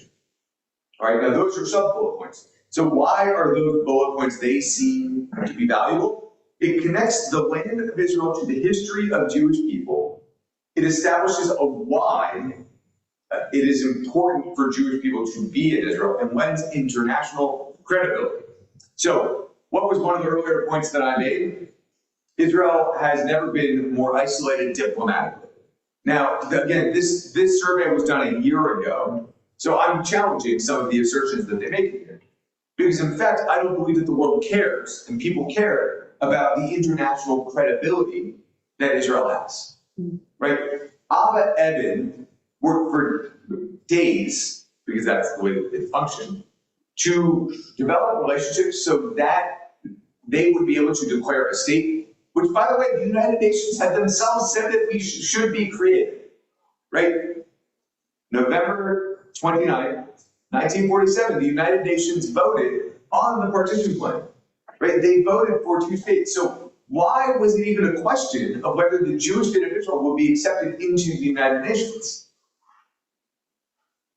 Right? It was a question. And so for Abba Evan, it was important to develop the relationships so that when the question for the acceptance of the state of Israel, they would be successful. Now, another point. Today, Israel is central to global Jewish identity, fostering connections among Jewish communities around the world. It acts as a center for Jewish culture, religion, and heritage, preserving and promoting Jewish traditions. It makes it about Israel, it makes it about today, and explains the importance of Israel to today's Jewish people globally. Do we think that the world, that's a message that will resonate with people today? That Israel is a central place for the Jewish people? Do you all believe that Israel is a central place for the Jewish people? Yes. Okay, right, quick show of hands, right? We all believe that, yeah, okay, great. I've got this great book here, by the way. There's lots of wonderful art in here. I'm going to show you, I'm going to put on page. Just, right, this one here. Yeah, I know, you can see it. It's Theodore Herzl in a Japanese style painting with a wave, right? But why is this one an interesting piece of art? Anybody? Because it's a different culture. Different culture, but who lives in this culture? Japanese and Jews. We've got Jewish people. So there are Jewish people everywhere, right? Like there are Jewish people everywhere. It's one of the things, we are this strange diasporic people, right? Anywhere in the world that you go, you can find a Jewish, you can find a synagogue, you can definitely find a chabad. You can also find local Jewish people, right? Like those two things are pretty likely. What about Iran and Iraq? Okay. I appreciate the question. So there are definitely Jews in Iran still. Is Jewish population though? Yeah, there was like 15,000. Let's say it's a little less than 15, right? 10 is fine. 10. Okay, right. I will admit that I'm absolutely not an expert on the Jewish communities of Iran. I don't. So even the fact that I got 15 was pretty more than I thought it would have. So the other day, a friend of mine calls me. His son is in 7th grade in Atlanta Public Middle School, and he says, "We need your help." They were talking about religions in Africa, and my son asked the teacher, "Well, what about the Jewish community in Africa?" And the teacher said, "There are no Jews in Africa. And by the way, Israel hates black people, black Jews." Yep. The teacher said? The teacher said that. Teacher said that. Have you spoken to the teacher? But so there's a lot of other issues going on here, but I share that anecdote because we say this sentence was, Israel is central to global Jewish identity. Now, what is one thing that we are very aware, I believe everybody in this room, I'm going to make an assumption here. Operation Moses is something that everybody's heads here are going to nod about, right? How Israel helped to rescue the Jews from Ethiopia and bring them to Israel. Set a record for the number of people on 747. Right? But the Jewish identity and the connection between Jewish identity and the state of Israel, they're intertwined. In fact, you can't read the Torah and not see the connection between the two. There was a picture going around on, I think it was Tisha B'Av, when there was a group of like anti-Zionist Jews praying in public somewhere, and when it came time to read the sentences that like were about the connection to the land of Israel, they like whispered them. Because they couldn't bring themselves to say it, but like it's literally there. It's not a hard thing to figure out. But we have this connection. But people are unaware of this connection, right? Because there is a disconnect. Now, next statement. Further, Israel provides a place where Jews find community and belonging and don't have to worry about anti-Semitism or persecution. This makes an emotional connection for our audiences. Now, do we think this sentence works? Further, Israel provides a place where Jews find community and belonging and don't have to worry about anti-Semitism or persecution. I feel like that works before in 2007, but it doesn't really work as well now because there's a different perception among so many people who don't understand any of this. So That doesn't resonate anymore for a lot of people. So I will, so this came out a year after, so it came out in 2024. So I'm gonna push back a little bit. I think today, I would accept that, but I think about where we are today versus where we were a year ago. Right, was that early 2024? No, it was October of 2024. Yeah, Interesting. yeah.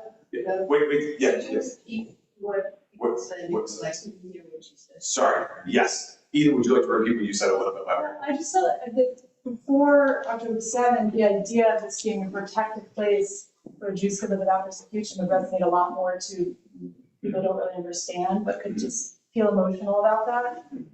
And then today, it doesn't seem like that matters as much to the world of humanity when you think about this stuff. Yeah, so I think it's a challenge. By the way, there's an internal challenge too with understanding what does religious persecution look like in Israel. I mean, it's almost inviting a question that most people are ill-equipped to answer about Israel's Jewish religious diversity. Because going back 3 years to my talk about why I believe that eating pork in Israel is the most Zionist question that one can answer, because I really do believe that, is somebody who doesn't eat it himself. We were unaware of the complexities of the Israeli religious and Jewish religious system within the country and its impact on it all. I'm gonna go you and then you and then Brett. Yeah. Yes. Well, sorry, I don't know your name by the way, so I apologize. Ken, yes, I did know that. of course, anti-Semitism is a made-up word to really mean anti-Jewish. Correct. Because a lot of Semitic people Yes. are Jewish. And some of those are citizens of Israel. Mm-hmm. And some of those are anti-Semites and were before and have always been. Mm-hmm. So the question of worry, is you don't have to worry that the police are anti-Semites. That's the clear distinction. Okay. If somebody knocks on your door in the middle of the night and you feel threatened, it's not that you think the police. Yeah. Interesting. I appreciate that. I hadn't thought about that angle, so I appreciate that way of looking at it. By the way, I was reading an interesting thing during services today, not during the sermon, about and I gave the book to somebody else, so I apologize that I can't quote it. But the term in the 1800s, I think it might have been Leon Pinsker, who liked to refer to it not as anti-Semitism, but as Judeophobia. Not even as Jew hatred. And I started thinking about the use of the term Judeophobia and perhaps the resonance, because I personally don't like the term Jew hatred, and I like using anti-Semitism, but Judeophobia is it's a different topic. Oh, sorry, let's talk for another time. Yes. What was your name, by the way? Don't. No, that's your name. I agree. The question that keeps coming up, is who exactly, these recommendations are for us to speak to. Correct. Why do we think that they care about our persecution or how we're seen? I mean, it's a similar question to what you had. So, because the thing is, I mean, you're describing these things as like, oh, this was a place where we can go to be safe. Yeah. They don't care about our safety. It's very, very clear. Well, also, and they're casting us as oppressors and. Right. I feel like we're living in mirror world right now. Okay. So two things. First is their belief is that it will make an emotional connection to your audience. So, okay. So, part of, you want to respond? Also, like part of like the survey was they were measuring how successful these things were, and then amongst different demographics, it gets into the details of the different groups and whatnot. So like, so you ask the question, like they asked the same question, and that's what they found, right? So let me, I'm getting, okay. Each of these statements was surveyed by like 8 different groups of people, and they were rated on their response and receptiveness to the response. And these were the ones that sort of came out at the highest rating overall when we looked at it across the board. However, think about what one of the students had said before. When I don't remember exactly what the question that Rabbi Horowitz asked, but the response was, well, I saw one of my friends swipe. It's fascinating. You could swipe up to comment on things. I always hit the button to comment on things. So shows how much I know about Instagram. So they swiped up on Instagram. They commented on something with a really nasty response to something that I had. And what they were told to do was not to respond on social media, but rather take a deep breath and then go and talk to the person. And these recommendations are for people that you can talk to. It's not for going out into the street to the protest. So you're not going up to the anti-Israel protest outside the Israeli consulate that's marching the Piedmont Park and saying, let me talk to you about Zionism. Right? Like, this is very much about the conversations that we have and the way that we develop our own narrative. And by the way, I've been in my role for 14 years at American Jewish Committee. And I've been working in the Jewish community here for nearly 20 years. And I take responsibility for the fact that we as a community have actually failed to appropriately train each and every one of you into how to speak about these issues. Right? We really have failed. And I know that we have failed because I've received the phone calls from the people saying, how do I respond to this? And I'm like, well, look at all these wonderful resources that we have at your disposal. They're great. Look at the library of books that we have built. Look at, this book about Abba Evan is, 517 pages when you're including the footnotes. Right? We have all of these materials, and yet we have done a poor job. This is, I guess, my vidui on Yom Kippur, right? We've done a poor job of ensuring that you have the basic, simple talking points. And what have the people who are defining these things for us done? They got very pithy talking points. Now, again, none of these are talking points, by the way. These are all sentences. Right. All of this is sentences. But we have to get to the point of even the basic definition of Zionism, right? The belief that Jewish people have the right to a state of their own in their ancestral homeland of Israel. Right? Even that singular sentence needs to be understood by everyone. Before, Joe, as even you acknowledged, everybody then has their own sort of sub-definition for the type of Zionism that they have. Okay. Do you have another point? We moved to, okay. All right. The last messaging recommendation. Israel is a democratic country that shares many of our same values, including freedom, democracy, and human rights. As such, supporting Israel helps to defend these values in the Middle East and beyond. Now, they said, again, this was done last year. As I say this, I'm starting laughing to myself a little bit. Call to action plus a meaningful benefit for acting, protect democracy and our values in the region. Now, this is a serious question, and I really am meaning this as I would love a serious response. Do we think that people in the world today care about democracy? How many of you believe that people care about democracy? Democracy. Show of hands if people care about democracy. If you think Americans care about democracy. Americans. I don't know, let's go with Americans, Chris. It's not people. Well, this is the thing. Is it a majority? This is the problem. So it's a terrible question that I asked. I recognize that I'm phrasing this question in a terrible way. But think about the world in which we live, right? Rabbi Heller today spoke about the agreement to end the war that President Trump presented. Now, what took place immediately after President Trump and Prime Minister Netanyahu saying that he agreed to this plan? Shut the government down. No. The Arab governments all came out in support of this plan. Arab governments came out in support of the plan. It's a good thing Kid didn't hear exactly what you said. Okay. Oh, that's right. Sorry. It's Yom Kippur. I thought it was government shut. They're always. And now So- they're Get back to my focus. Stay focused here. Think about the countries in the Arab world that supported this plan. All right, ready? Qatar, democracy? No. Okay, Saudi Arabia, democracy? UAE, the democracy? Right, Turkey, a democracy? Turkey's not a democracy. Is Pakistan a democracy? I actually don't know if Pakistan's a democracy. It's not a question. No, non-function, right. So Israel has a functioning democracy. Now, people don't like the outcome of its democracy. And if I were to, do not answer this question, if I were to ask each of you how many of you believe that we have democracy here in the United States today, we might have a similar opinion of diversity of opinion about that. So we're just not going to go there. But Israel has a functioning, imperfect democracy. Right? The governing coalition, you might not like the members of the governing coalition, but guess what? The people voted for them. And they have not adjusted any of the rules of law to maintain their power. No, they did not. So people voted for him. I hear this all the time. It's just the structure of a parliamentary system. Correct. Where small, I'm sorry, I disagree. We're small groups. Yes.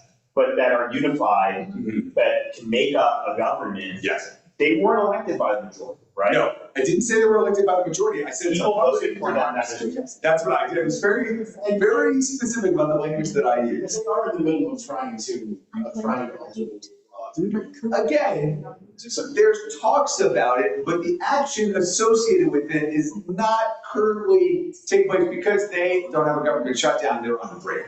They actually are. They're some of them are sure.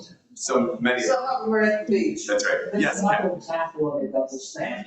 Double We've got a situation in the majority of states, at least in this country, where you do not need a majority. In New York City right now, the mayor could be elected with 34%. Right, of the people, but of the people who voted. No, of the people who voted in a three-way race. Of the ranked choice voting. No, there's no round. Right.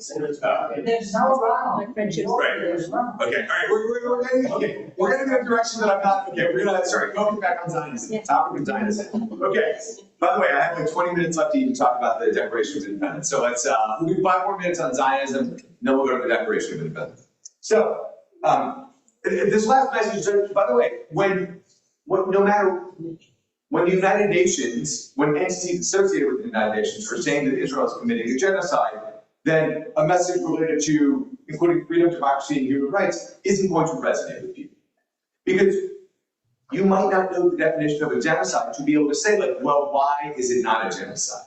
And all of these institutions are saying it. And even, I tried this with I just one point to the conversation before, I think that. About democracy? Just an interesting delineation is that like Israel is on protests. Yeah. Like all those other countries that we. Yeah. That's not really something that's allowed. Right. So I will share with you to on this point, just because I haven't gotten to share this statement in a long time. Before October 7th, when there were the weekly judicial reform protests in Israel, I challenged people to think, when was the last time that a country had sustained protests of over 150,000 people each week, and not a single person was killed? Not a single person was killed. Right? So as we think about democracy, as we think about sort of the rule of law, just let that sink in. But that, unfortunately, is in our rear view mirror. But also now the protests that you see out in Israel, not a single person is killed. Now they're, okay. So, recapping on Zionism, sorry, it said anti-Semitism, totally threw me out for a second. So recapping on our definition of Zionism and what it means to be a Zionist today. Top level, we're gonna try this together, okay? Repeat after me. Zionism is the belief that Jewish people have the right to a state of their own in their ancestral homeland, Israel.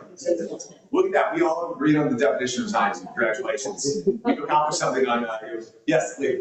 I'm just wondering whether the term Zionism isn't outdated. Because it was an aspirational book.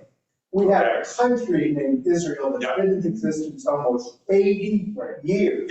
And in the context of world history, that's a short time, but we've only been around 250. So I think maybe it's Israel that is what we want to aspire to, and not Zion. So you are of the belief that we are living in a post-Zionist era? Yes. Okay. So the last time that we believed that there was a large belief of living in a post-Zionist era was when? Anybody know?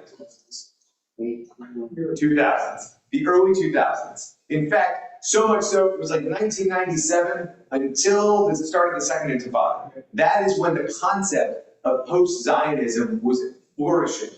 And what happened? The Second Intifada broke out.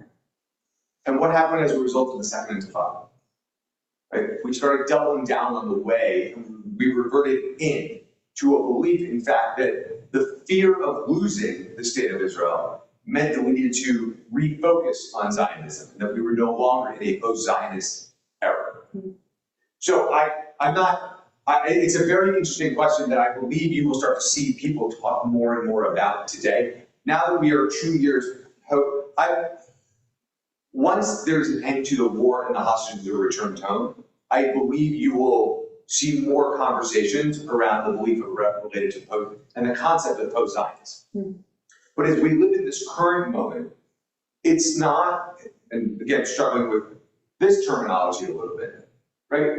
It's about a right to, this phrase specifically says a right to a state of their own, right? Our own. Yes, Fred. I think because we're the only country in the world where people challenge our right to have a country. Mm-hmm. It doesn't happen in any other country. The Zionism can never be relevant. It's an interesting way of looking at it. Anybody else? Okay, I got it pretty well. So, we're gonna move on to a different part of the exercise. So, as I said this year, I'm really proud of myself. We do a take one and pass, right? So, I had this whole wonderful exercise where I was gonna ask each person to sort of read a section of the Israel Declaration of Independence. So that's gonna take too long. So, as they are passed farther down through the rows, a few things to note about Israel's Declaration of Independence. Anybody want to guess why I wanted to print these off and give them to each of you? Anybody want to guess? So we can take them home? So you can take them home. And what will you do with them, Jeffrey, when you take them home? I will share it with my children. You're going to share it with your children. Right? My hope is that you will share them, that you will share this with other people. Yeah. All right, number one. Let's break down. So I'm sorry that I don't have enough for everyone. My apologies. Next year I'll bring more. So there's 4 sections to Israel's Declaration of Independence, right? As I like to describe it. So the first section of Israel's Declaration of Independence talks about our history. Right? Our declaration talks about our history. Right? It even starts off, Eretz Israel was the birthplace of the Jewish people, by the way, Zionism. Right?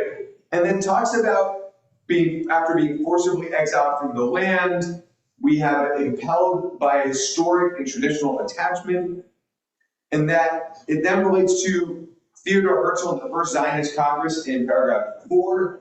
Talks about the Balfour Declaration in paragraph 5. Paragraph 6 is about the Holocaust without saying what word? The Holocaust. Now what I don't know actually is if it says it in the Hebrew version, if it says Shoah, but I don't think that it does. Well, the next sentence does say Holocaust. Right. Sorry, it talks about, sorry, I got these wrong. The catastrophes is really about the pogroms, and then it's about the Holocaust, then the Second World War, and then on November 29, 1947, and the United Nations General Assembly. Okay? Any questions about our history? Nope. All right, you're all clear to the page before I ask that question. It's not good. I got Rabbi Horowitz, I'd love to take a teaching class with you, by the way, like maybe use some professional development for people who are kind of to do more specific teaching. As opposed to formalized teaching. Formalized teaching, I think I need to learn some skills. I get to work with people who do that really well. Okay. Okay. Then I want to read this paragraph that's in all capital letters out loud, because I think it's really important. Accordingly, we, members of the People's Council, representatives of the Jewish community of Eretz Israel and of the Zionist movement, by the way, 2 different groups there, right? The Jewish community of Eretz Israel and of the Zionist movement are here assembled on the day of the termination of the British mandate over Eretz Israel, and by virtue of our natural and historic right, and on the strength of the resolution of the United Nations General Assembly, hereby declare the establishment of a Jewish state in Eretz Israel to be known as the State of Israel. So, remember how I talked before about 3 types of Jews? Before the founding, right? We had Zionist Jews, we had non-Zionists, we had anti-Zionists, right? Then in the middle of the sort of non-Zionists and anti-Zionists, you had the Jews. That was supposed to be funny. The Jewish, it's what we would consider today to be the Haredim, right? The groups of people, of Jews that Ben Gurion knew he had to bring along and have support the establishment of the Jewish state so that it would be valid across the entire Jewish world. Right? Ben Gurion knew that without the Haredim and the rabbis, that there would be questions about what does it actually mean to have a Jewish state, so he entered into agreements with them that we are still struggling with 80 years later. The sort of not serving the Yes, so it was that agreement that allows like 9 people he exempted, but yeah, there was something else under yeah. Okay. Then we talk about, and then it says the next paragraph, just is an administrative paragraph. Okay, then we talk about the future or our ideals. We talk about our history, and now we talk about our ideals. So what are the ideals? The state of Israel will be open for Jewish immigration and for the ingathering of the exiles. Right? The state of Israel is prepared to cooperate with the agencies and representatives of the United Nations in implementing the resolution. We appeal to the United Nations to assist the Jewish people in building up its state and to receive the state of Israel into the comity of nations. Right? We appeal to the United Nations to help us. Right? We were asking for help. And then we said, we appeal to the Arab inhabitants of the state of Israel to preserve peace, going back to Rabbi Heller's sermon today, to preserve peace and participate in the upbuilding of the state on the basis of full and equal citizenship and due representation in all its provisional and permanent institutions. And then what do we do next? We extend our hand to all neighboring states and their peoples in an offer of peace and good neighborliness, is a great word, and appeal to them to establish bonds of cooperation and mutual help with sovereign Jewish people settled in its own land. The state of Israel is prepared to do its share in a common effort for the advancement of the entire Middle East. Right? So let's sit with that one paragraph for a sec before we turn over the page. Sit with that one paragraph. Have we seen the actualization of that paragraph? But are we getting close? I would actually say that we're getting close. There's cooperation with some. There's cooperation pretty much all. I do think Israel's a state that's slow, it's accepted.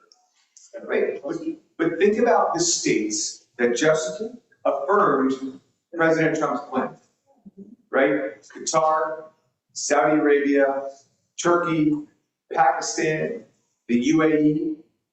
Right? The fact that even Pakistan is one of the countries that was listed as supporting Trump's plan really says something. It's not actually a neighboring nation. Turkey is a neighboring nation. They really don't like us. Really, really bad. Egypt and Jordan, I think Egypt and Jordan were part of that too. But Egypt and Jordan already have a peace treaty.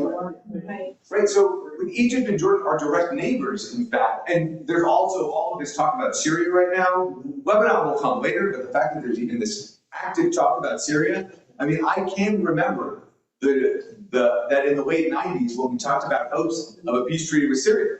I mean, Israel was this close to giving back the Golan Heights. Right? I mean, they really were, that was like a thing. It was going to happen. And then it didn't happen, thankfully for us. Right? But this, from its founding, Israel knew that it had to establish relationships with its neighbors, both internally and outside of its borders. Okay, now we can go to the next page. We appeal to the Jewish people throughout the diaspora to rally round the Jews of Eretz Israel in tasks of immigration and upbuilding, and to stand by them in the great struggle for the realization of the age-old dream, the redemption of Israel. Have we accomplished that? Has Israel accomplished that? Have we as a community accomplished that? Not really. I say yeah. Well, I would say, okay. I would say Okay, all right, so how many of you believe with show of hands, how many of you believe that we are accomplished is like a little bit of a stronger term, like how many of you believe that we've accomplished this paragraph of the diagram, okay? And how many of you do not believe that we have accomplished it? Oh, by the way, your show of hands don't make sense. Everybody's hands up for accomplishing it. Yeah.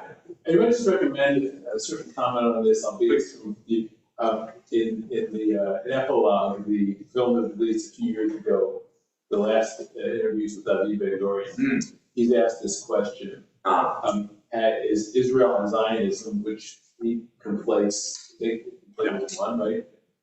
Have all the principles and the aspirations been realized? He said, basically, I don't think so. But reframes it as that the purpose is this ongoing effort. It is designed as never something which we would be complacent, but the idea of being able to be in our own land, in our historical homeland, gives us the opportunity to fulfill that mission and purpose, and that it indeed is ongoing by design. Yeah, thank you. It's our vision statement, if you will. Ben-Gurion says it better. No, I get it. Yeah. Isn't it sort of like we always talk about America being this experiment that we're all still working on, and Israel is sort of in the same position? It's like, yes, we've been working on this, but we have to all always work on it. Yeah, exactly. That's the way that I do it. That's the way that I do it. Okay, now the final section in my final 5 minutes, which, well, Rabbi would not run over, I promise.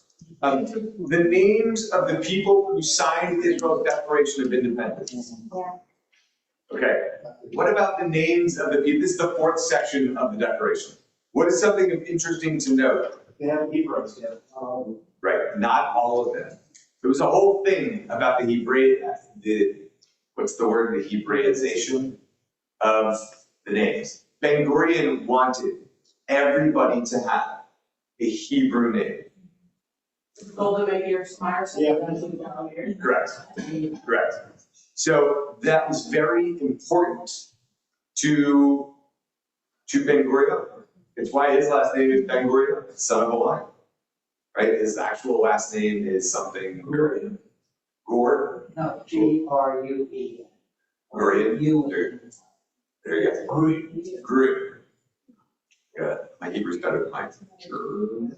Polish. Polish, probably. It's part of the science group, library. Yeah.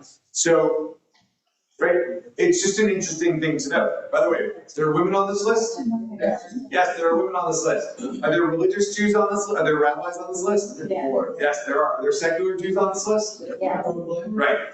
This is a true demonstration of the diversity of the Jewish people and the science leadership of the time. So, going back to where I started, which is, well, actually really where I started was on this book about one day in October, about October 7th. So circling it all back to October 7th, which is actually where I believe we always, at this moment in our lives, always need to come back to.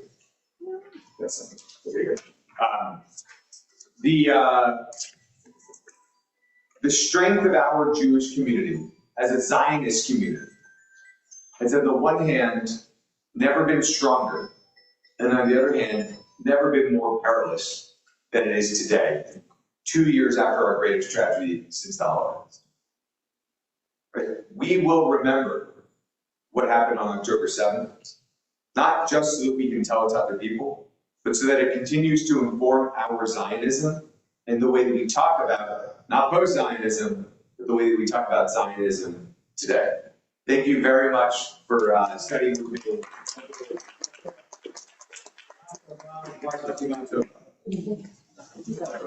We have about 7 minutes. Now we need to use the bathroom or whatnot. And then we'll be back here for Rabbi and Binders. And shortly after for flag.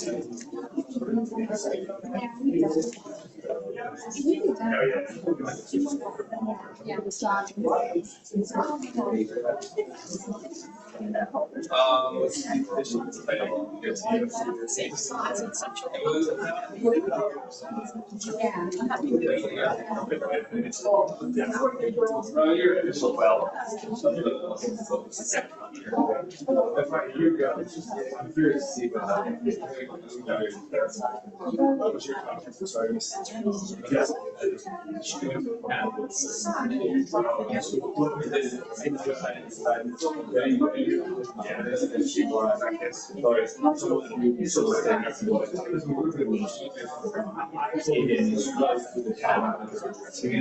There were some issues. The teacher before the parents.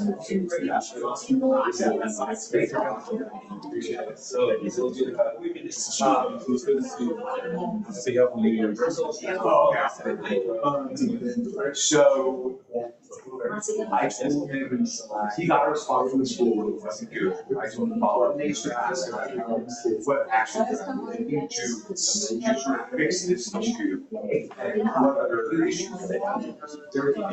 I don't remember exactly, like 2 years, one teacher, I shared this story here. Someone said to me, like, oh, I know that my job is this was last year, and there is. Yes, yes.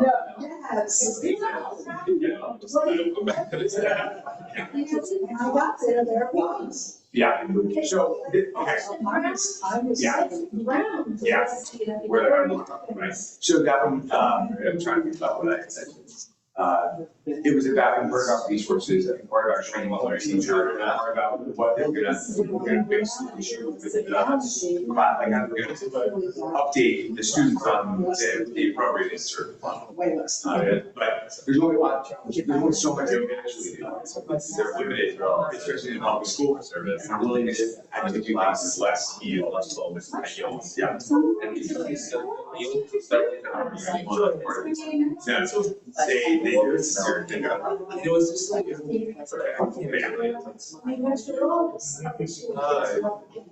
it like repeats itself. It's like the flow difference. Yeah, I mean, they had, the parents' responsibility of the school, because the child's in 7th grade is not, so anyway, the parents need to do that. That's right. Yeah. I think most of the people here staying in this place. Yeah, that's right. No, I think that's right. Yeah, I mean, this. Yeah, I mean, back to, just kids, the student, like I said, that son came up with this father, which is really very important. Yeah, I think I sort of minimized that aspect, but get it with them, right? Okay. Okay. Yeah. Mm-hmm. Yeah. Yeah. Yeah, please. Yes. Yeah. Okay. Okay.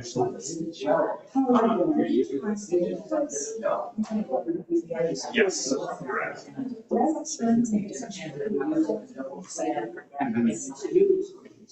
Oh, yeah. Because I'm not. Correct. Yeah. Right. Yeah. Right. No, that's right. Correct. Yeah. No, I appreciate that. Yeah. Yeah. Yeah. Yeah. Correct. No, you're right. I was trying to get it. Like, yeah.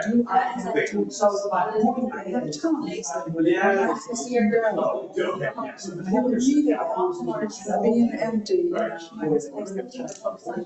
Yes. Agree. Yes, I appreciate that. Yeah.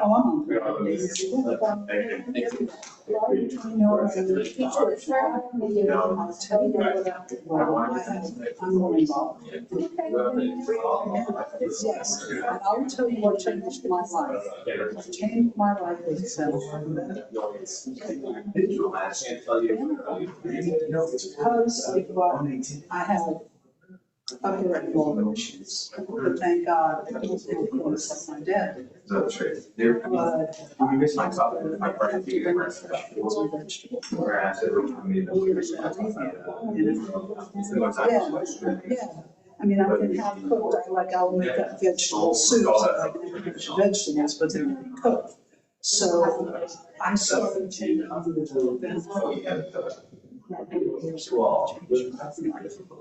mean, I was ready to be.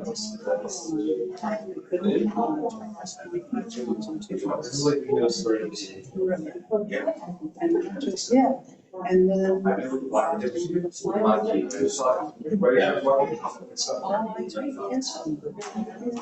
And I hardly ever need to, I don't know 26 hours. I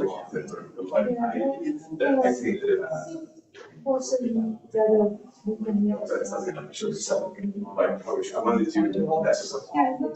Also, the other thing is to like. Yes. Yeah. Yeah. That was the first thing, and I gave up all that fizzy drinks, So we did. all of that stuff, way down east. I like to say, I For me, it was really. but I didn't. And also I hated on the shelf. Chocolates and The first chocolate is a similar product for reflux. It was the. Relaxes muscle and there's two things. I have some now. I just don't have it so much. Yeah. Yeah. I don't think I need any. Thinking even Other one for before breakfast, she has a cup of coffee and a piece of cake. That's it. No, I Piece of bread. Well, you eat enough for you. Okay. That's happy. Yeah. Didn't fit me one you. Yeah. So you're gonna say together. You made a decision, it's pretty far. Thank you, YouTube, what are you talking about? You can make it from the house reservation, I've seen. I've never done it myself. Paper removal. We. And I'm getting paid by the person, you are on your way out, it's now. I didn't see it from the lobby, it's just trying to like. That's cool.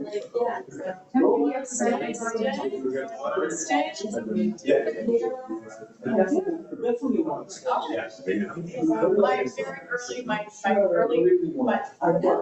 When I was a very young rabbi, I worked in little tiny congregations. So I'll find you a book about her science. the idea that I got a few resources.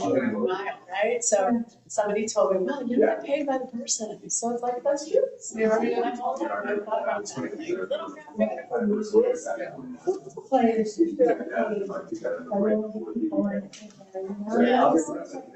How many people come to, thank you, you know. Football players make so much money. If because of the fans, somebody yeah. wants me working as a scientist. I know, we'd be great. Yeah, we should be.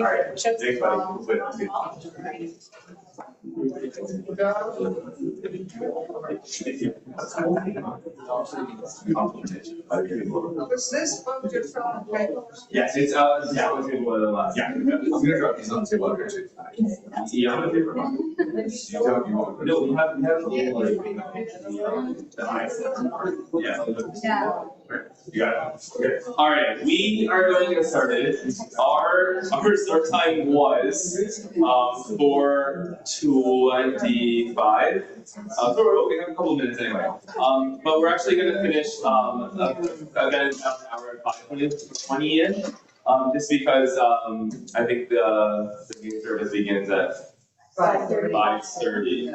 So 5:35. So 5:25 we have to go. And the idea, until you've learned everything. But just by way of the introduction of Rabbi Judy Viner, she is famous in her role now as retired. What's her title? It's just rabbi. But actually, what I will say is just about Judy and just her background. And one of the things that I value a lot about her is not only does she do the good rabbi teaching thing and understanding and having her own kind of robust background of content and knowledge, but also she excels at just kind of like the person to person, just really being able to talk to the heart of people, not just the head of people. And something that I'm not always really good at, but she's very great at, particularly with this topic about teshuvah. As we think about repentance, right, it can be a very cerebral kind of conversation as we think about like what does it really mean and like what is it really about. But then there's definitely this like personal kind of piece to it as well as spiritual piece of like what does it mean to me and the people who I love and the people in my life. And she's definitely the right person to kind of tackle both of those things. So without further ado, I'll turn it over to Dr. Martin. Well, thank you for that setup. I have a handout. Let me start there. If you read ahead, it's okay. But we're gonna, and we may or may not get to all the texts, which is okay too. So while we are, first of all, what I envision, and hopefully will come to pass, is I think sometimes it's helpful when we kind of go back to the beginning, to basics. So this idea of teshuvah, I'm gonna roll, you're gonna see from this handout, I'm gonna roll us backwards a little bit to the beginning of Elul, to the beginning of how the rabbis envisioned the penitential process, okay? So let me start out with, first of all, so when we start off by, those of you who are getting the sheet, you're gonna see the first line, it says 40 days of teshuvah. So where does that 40 come from? Where's that 40 come from? I get my backs to. And I'll be. All right, so where does that 40 days of teshuvah, where does that 40 come from? By the way, if you don't talk to me, you will have the punishment. If you don't participate, you will have the punishment of just hearing me drone on and on, and you don't want that. So, all right, so where's the 40 come from? Elul plus the days of awe. Perfect, right, all right, so Elul plus the days of awe, right? So the penitential season, when we begin the month of Elul, we start the penitential process. All right, so just to review, you have a couple there. But what are the practices for the month of Elul to bring us into this mindset of teshuvah, of repentance, into the high holy days? Please. You blow the shofar. You blow the shofar, right? In daily minyan, you blow the shofar. What else? We have a psalm at the end of all truths. Correct. You read Psalm 27, you begin reading it, right? What else? What else do we do in the month of Elul to prep for the holidays, please? Slichot takes place, right, before the Rosh Hashanah. Other practices of Elul, yeah? Yeah, try to reach out to people that kind of wrong. Beautiful. We do what's called a cheshbon nefesh. That's when we start. That is that accounting of our souls, which involves looking back, reviewing, reaching out to call people, or however people communicate. Because it used to be we actually did it in person. We wrote notes and put a stamp on them. Anybody remember? Yeah, right. I think some of us still do that. All right. So we begin this process of teshuvah, and I want to roll back for a second. So why 40 days? So has anybody ever changed a habit?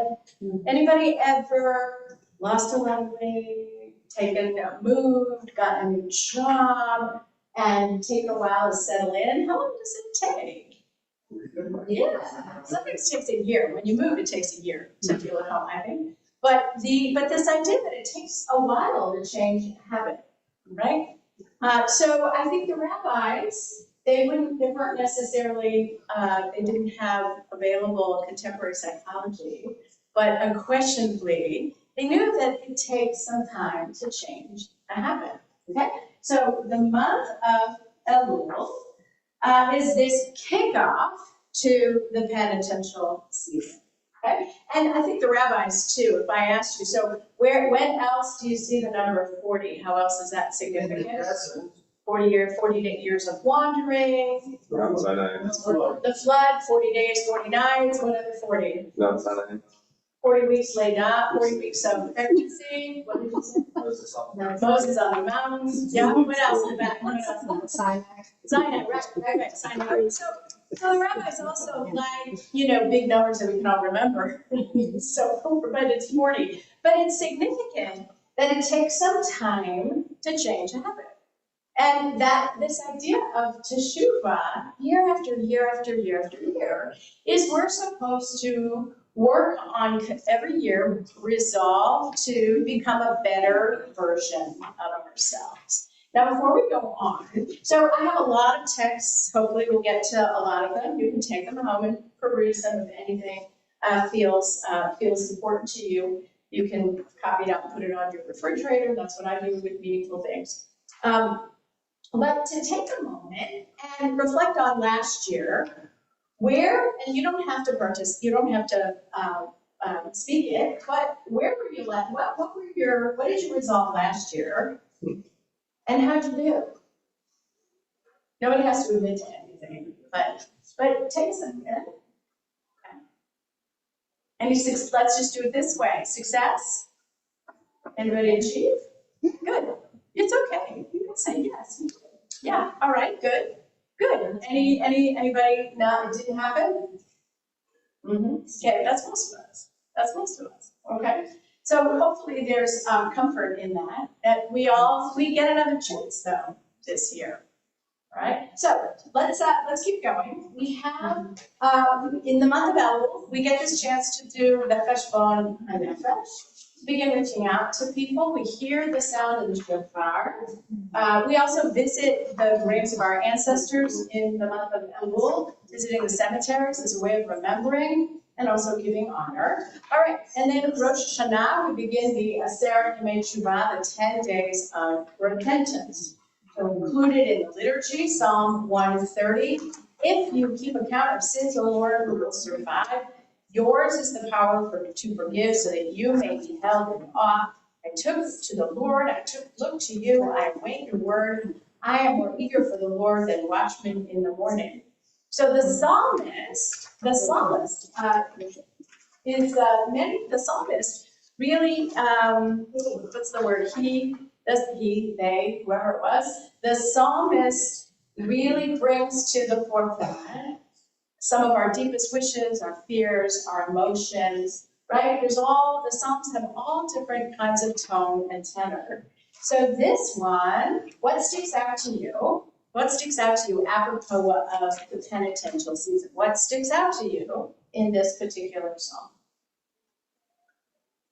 Yeah. Yours is the power to forgive. Yours is the power to forgive, right? Yeah, please. I await your word. That meaning you're here, you're present. Okay. Right? Are you asking what does that mean? I await your word. I guess Say it again. I said, yeah, are we getting Lord? What are we getting right? Or are you gonna forgive me?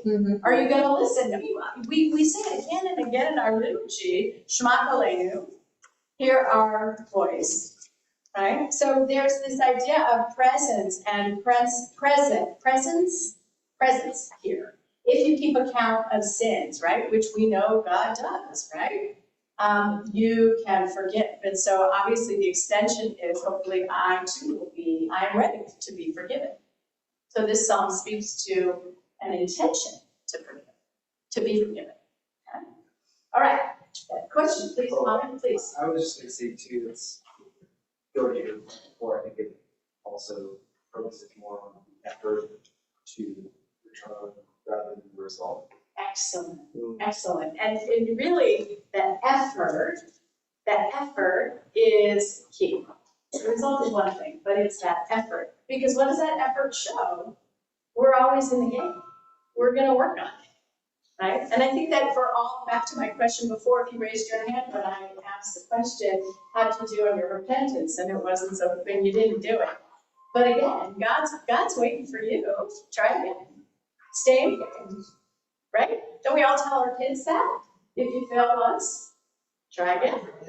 Okay? You stay in the game. Stay in the game. And even, just thinking about what Rabbi Heller's remarks last night, even if it's risky, do it anyway. Do it anyway. Right? And it could be that risk to your soul, right? Doesn't turn out right, but do it. Okay. We continue that process of Teshuvah on Rosh Hashanah. So here's a piece. The time for Teshuvah is Rosh Hashanah. And this is, by the way, this piece is from Rabbi Kalman Shapiro, the Rebbe of the Warsaw Ghetto. The time for Teshuvah is Rosh Hashanah, the anniversary of the creation of the world. This is because teshuvah is also a kind of creativity. The Hebrew word teshuvah means repentance and return. However, as a creative act, teshuvah is not a simple return. We return to who we are meant to be but have not yet become.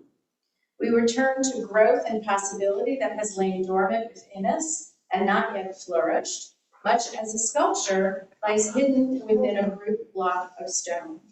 That is why the process of teshuvah, as painful and even as humiliating as it can be, is in fact very joyous and hopeful. Okay? So take a second, read through that again, and tell me what, if everything jumps out at you. Question? I think I like the creativity part and just, I know for myself, I mean, when you do it every year, you kind of have to be creative. If you're, and I'm lucky, I guess, that I am, in that state where I don't have these horrible things that I need to really, so it's kind of thinking, how could I envision this relationship different? It's really having to go outside of yourself and kind of making those connections where you have to kind of be creative. Yep. And then putting yourself in a vulnerable space to kind of, talk and figure that out. So that sort of creativity. Beautiful. No, that's a beautiful description. That this idea of it being a creative act. We're not meant to yes, we have to keep being nice to people. We have to make amends. There's a certain sameness to the teshuvah every year. But the point is get creative. How can it be a little bit different? What kind of thing can I do differently? It's like if you're a person in my house, we entertain a lot, and most of the time people come over, they actually know exactly what to expect because I don't, but then once in a while we mix it up and it's a whole different party. Right? So this idea of creativity and teshuvah, anybody else have any thoughts? What else comes out from people? Please. It's two words that you don't expect to go with painful and humiliating, joyful and hopeful. Okay. So what do you think he's getting at? That it can be both. You have to go through the pain and the humiliation to get to the joy. Sometimes you do, right? Not always, but sometimes you do. And I think that that's a beautiful observation. If you think about the juxtaposition of our lives, we have I suspect most of you know this and live by this, but you run to a simcha. When you hear about it, so like you throw down credit cards, you make all of the pain in the neck logistics, you run to the simcha because. And we have to go to the funerals. You gotta go. Like you're gonna go to those things anyway, right? So all the more so. Right, and when you do that, what happens if you, God forbid, I went to 3 funerals the last few weeks of parents of peers' husbands. But so what happened, and I get to do a wedding in a few weeks. So what happens when you've been to all these sad things and all of a sudden you're in a joyous place? Hopefully, what happens to you? Oh, all the more so, right? It's more joyful, right? So this pain and humiliation, and then I think that humiliation doesn't necessarily have to be, from outside necessarily, but that sense, that inner sense of humility, please. I think creativity in this context relates possibly to the fact that we are responsible for other people's sins. And one thing that's tremendous about creativity is to say, how do you begin to prevent other people from improving or making other people better? Right, well, or even pointing, being able to say to somebody, here's how your actions affected me, without, and in a way that they can hear it. Which sometimes takes some very creative language. Without making them defensive. Correct. Right. So I think this idea, that's beautiful. Really well said. Anything else? What else? Anything else? I guess more so with connection with God. It's like the idea of us being in God's image, that we get a chance to create ourselves themselves and do. And I think that's also empowering with this approach to you and those organizations outside of courses that have shaped who we are, what we're doing, or how we got in the last year, but to have that message empowerment going into the new year to say, hey, I can do this. Holy Spirit. Wonderful. And the point being too, that, one of the hardest, one of the biggest obstacles to Teshuvah, one of the biggest obstacles to making changes ourselves is other people around us, right? So if you've ever lived with somebody who's committed themselves to some crazy exercise routine, getting up really early in the morning and being a little smug and self-righteous about it. But if you keep that person up late every night, you're sabotaging them. Because that's what you used to do. They're trying to change, right? And you're sabotaging it. So the obstacle to a personal change is very often comes from the outside. But every year we get to say, no, I get to do it. I get to do it, right? And hopefully we have the language and the patience to root out the blockers. Right? But you have to think about all those different things. And yes, all of that takes creativity. I like this piece very much too, because I think Teshuvah, we might think of it as just kind of a dour spiritual act, but no, it doesn't. And you also have to forgive yourself, because sometimes you're blocking yourself. 100%, right? Or things like self-doubt. Oh, I can't do it. There's no way I can do it, right? And then somebody says to you, no, of course you can do it. And hopefully you hear it after. Right. Okay, let's go on to the next piece, also having to do with Rosh Hashanah. We perform Teshuvah in order that we merit a good judgment. Remember it's Yom Hadin. Rosh Hashanah is Yom Hadin. So Rabbi Meiri, who's a French guy from the medieval period, he said, on Rosh Hashanah we should be inspired to Teshuvah more than on other days in light of what our sages say, that there are 3 books open on Rosh Hashanah, that of the wicked, that of the righteous, and that of the intermediate. Thus, each person is judged according to their actions. This should awaken a person to examine his deeds and repent from sins. One who delays doing Teshuvah at this time has no portion in the God of Israel, because the rest of the year, people are not so inspired.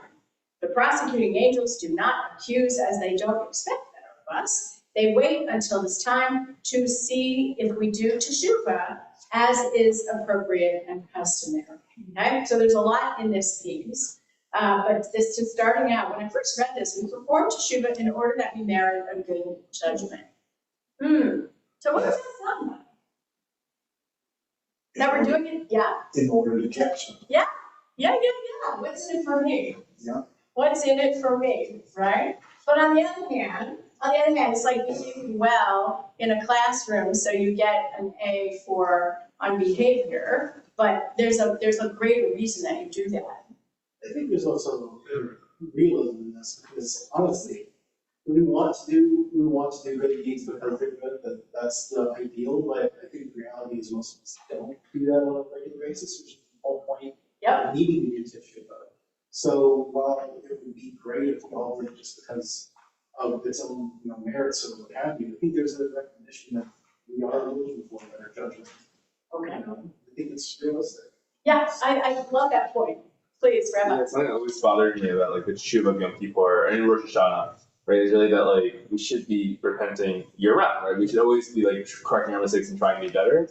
And this last piece here about the prosecuting angel not expecting better of us is it's really interesting that during the year, okay, we're gonna be who we are, but especially when you're called to do this thing, right? The going gets tough, do the tough get going. Who are the people who during the time when they're gonna be judged, do they even hold themselves, do they show up to their court having prepared their case, right, or not? All the more so, it kind of really answers that for me a little bit about we should do repentance all year round, but specifically when your court date comes, right, all the more so, right? Excellent, excellent. Thank you for reminding us of the image of Yom Hadin, the court date, right? On Kol Nidre, last night, the ark opened and all the Torahs, there's the heavenly court, right there, right?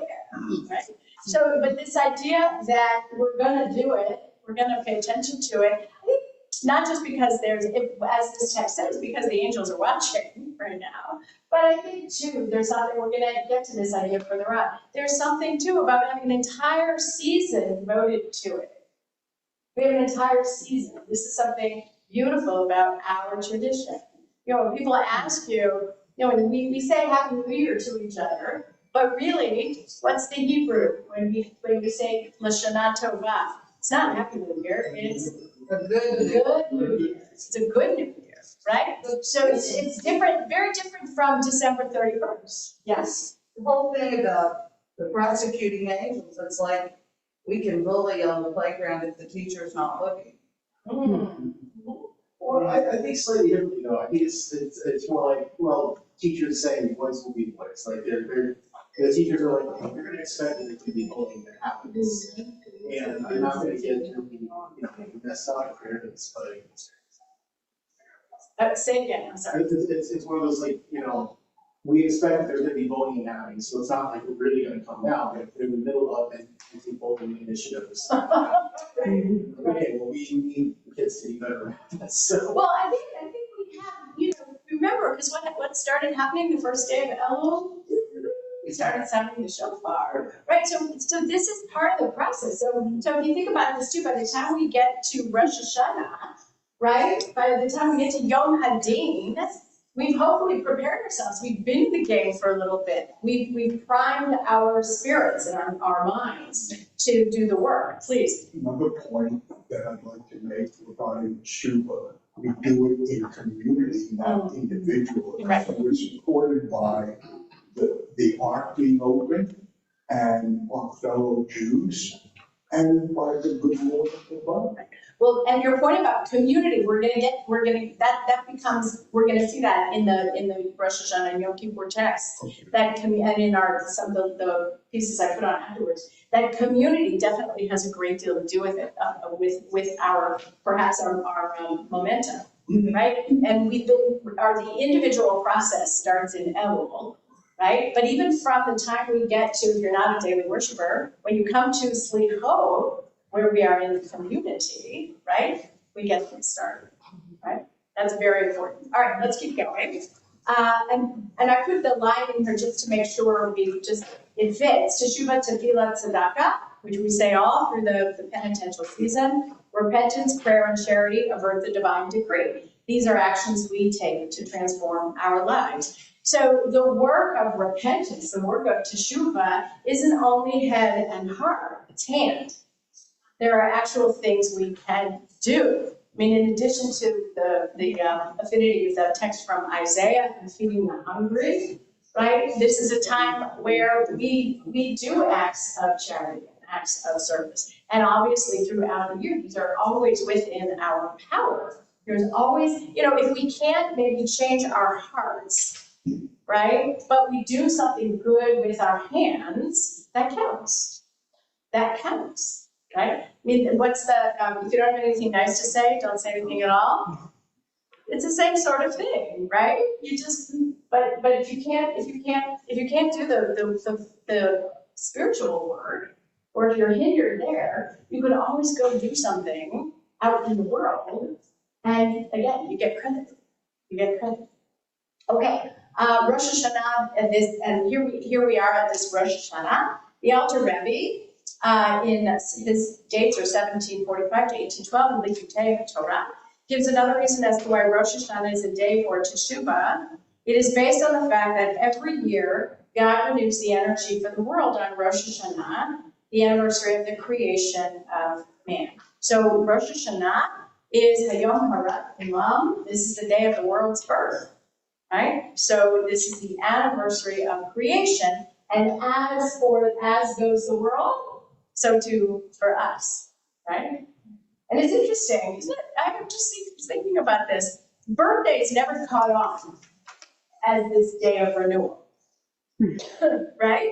It could just as easily, if it was an individual mark, it could just as easily been a birthday, right? I think for marriage, couples at certain junctures renew their vows, so there might be a renewal of good intentions for the wedding, right? But the birthday of the world, that's when we also can create, Okay, all right, so the ideas of Teshuvah that begin in Elul continue through Rosh Hashanah. Oh, those Aseret Yemei, the 10 days in between, the Aseret Yemei Teshuvah, the days in between, these are important as well. So here's a piece from Mishnah Torah. Even, this is the Rambam, Maimonides, even though Teshuvah and drying out are desirable all year, on the 10 days between Rosh Hashanah and Yom Kippur, they are more desirable and are immediately received. As it says, seek out God and you will find God. Call God and God will be close. This is talking about someone who is doing Teshuvah alone. But if someone is doing Teshuvah as part of a community, anytime that they do Teshuvah with a full heart, they are answered. So that force of community. Does that resonate with people? Does that resonate with you? Okay. Do you find it easier? Do you find it more meaningful to pray, to do this process of Teshuvah? Do you find it more meaningful to be with other people? Oh, yeah. Yeah, I mean, just even being in this community here or being in with people in services, it feels a little like solidarity or something like that. I mean, other people with you, you're not alone. Right, yeah, please.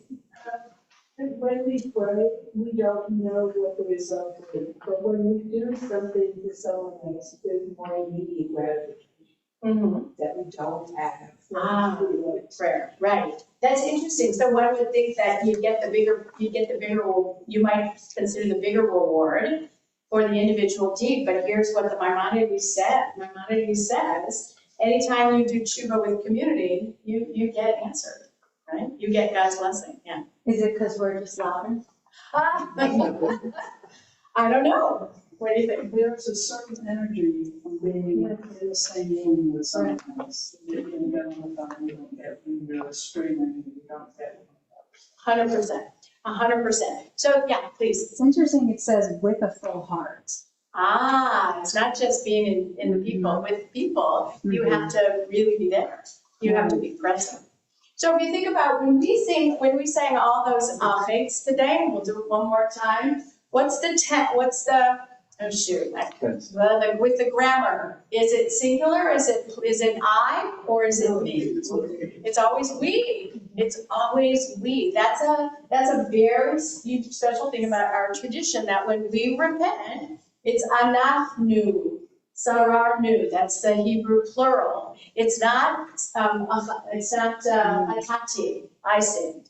Right? For the most part, it's for this strength that's in that we have committed. So what's the point? Not only I think that energy is critically important, but what's the reason we stand and make and enumerate all those sins, whether we did them or not? I'm standing next to my husband, who must be the same, because he's like, I didn't do any of this. Keep going, and I pointed out a few. It's not the individual, it's like community. Someone maybe has done some of these things. It lifts you up and gives everyone courage to say this. Beautiful, yes. I was going to say vulnerability. Yes. Well, and you're all standing there, and you don't know, when we all say for the sin that we have committed for evil speech, maybe we've never done that, but somebody hasn't, it doesn't matter who, but they are supported in that endeavor. Yeah. And also, things like evil speech begets evil speech. And I read a commentary somewhere, about we helped create the environment for this to happen. Yeah, well, and there's multiple, I think that the part of the effect too, of saying the Vijui, the confession, we say them over and over and over again, right? All throughout the whole of Yom Kippur. And it's that gives us the opportunity to see the ripples and the causation. Yeah. I was going to say, community is a very wise thing in the military. The team gets stronger when it becomes more than yourselves. Yes. Yep, and lots of businesses and organizations, and I think even in our social lives, we understand the power of being in a community, in a group. being part of a team, right? Right. And so this, and it's obviously noted with the rabbinic tradition that they see this as primary. Okay, we get to Yom Kippur, and here we hear Kol Nidrei, which is the acknowledgement that there will be, and this will be in the future tense, the acknowledgement that we will not fulfill all of our vows and promises in the coming year. And that's that idea of recognition. There are steps to teshuvah, and recognition, admission of wrongdoing is the first step. Okay? All right, Yehuda HaNasi, one of our Talmudic sages, Yom Kippur makes atonement for all transgressions against the commandments in the Torah, whether one does teshuvah or not, except the one who casts off the yoke and is contemptuous of the Torah. If one does teshuvah for these things, Yom Kippur makes atonement, but if one does not do teshuvah, it does not. So according to Yehuda HaNasi, what posture does one have to take? What do you have to believe in order for your teshuvah to be effective? Accept the Torah. Yeah, you have to accept the Torah. You have to buy in, basically, right? Okay, that's a pretty simple text. Okay, the Mishnah Torah in Repentance 2.9, Teshuvah and Yom Kippur only atone for sins between man and God. For example, a person who ate a forbidden food or engaged in forbidden sexual relations and the like. However, sins between man and man, for example, someone who injures a colleague, curses a colleague, steals from him or the like, will never be forgiven until he gives his colleague what he owes him and appeases him. Okay? So there's that action, and I know this is a familiar teaching to everyone, right? With God, we show up, we atone with a full heart, but with people, we have to make restitution. Okay? All right, so here we are now. We're how many hours now? 3 hours away from it being over. All right, the gates are going to close soon. And again, you don't have to, no confessions necessary in public, but are you ready? Are you ready for Yula? Are you ready for the gates to close? Are you ready? Aside from, are we all ready for the lots of baby things? Aside from, before I came over here, I was setting up the coffee pot. It was so hard not to do it. So are you ready? Are you ready? Okay. All right, I want to depart from our text for just a moment with a few caveats before I go on. All right, how many of you have watched the show The Bear? Okay, how many of you have seen, those of you who've watched, have you seen through season 4? Okay, all right. And how many of you have not watched it but intend to watch it? Okay, good. All right, now. Pardon me? You ever heard of the show, The Bear? All right. Okay, The Bear, it's about, what platform is it on? I think it's a Hulu show. All right, so The Bear, and you're gonna look at me and go, oh my gosh, she's really hungry, she's so sleepy. Okay, there's a point here. There's a point here. All right, and I'll try not to do the spoiler alert. So The Bear is about it takes place in Chicago, and a young chef named Carmen Berzati grew up in Chicago. He left town and became a world famous chef, 5-star restaurants. So his brother stayed in Chicago and ran a sandwich shop. The father's favorite job. Say it again? It was the father. The father's, thank you, okay. So but was running this sandwich shop. So the brother dies by suicide, and Carmen comes home to run the sandwich shop, okay? One thing, and you gotta think about this 5-star chef, right, who comes back, not only, it's a show about a lot of things, about grief and loss, it's hard to watch. Yes. It's very bad. Some seasons we could all do. We're talking about the show, we like some seasons better than others. All right. So he comes back to run this sandwich shop, and ultimately, over the period of a couple seasons, instead of, they get rid of the sandwich shop burns down, right? I think it burns. They have some catastrophic event, and maybe that was season 2, I don't know. Yeah. And what's rebuilt is another 5-star restaurant. Okay? And you learn way too much about their family and all the different pieces, things that go on.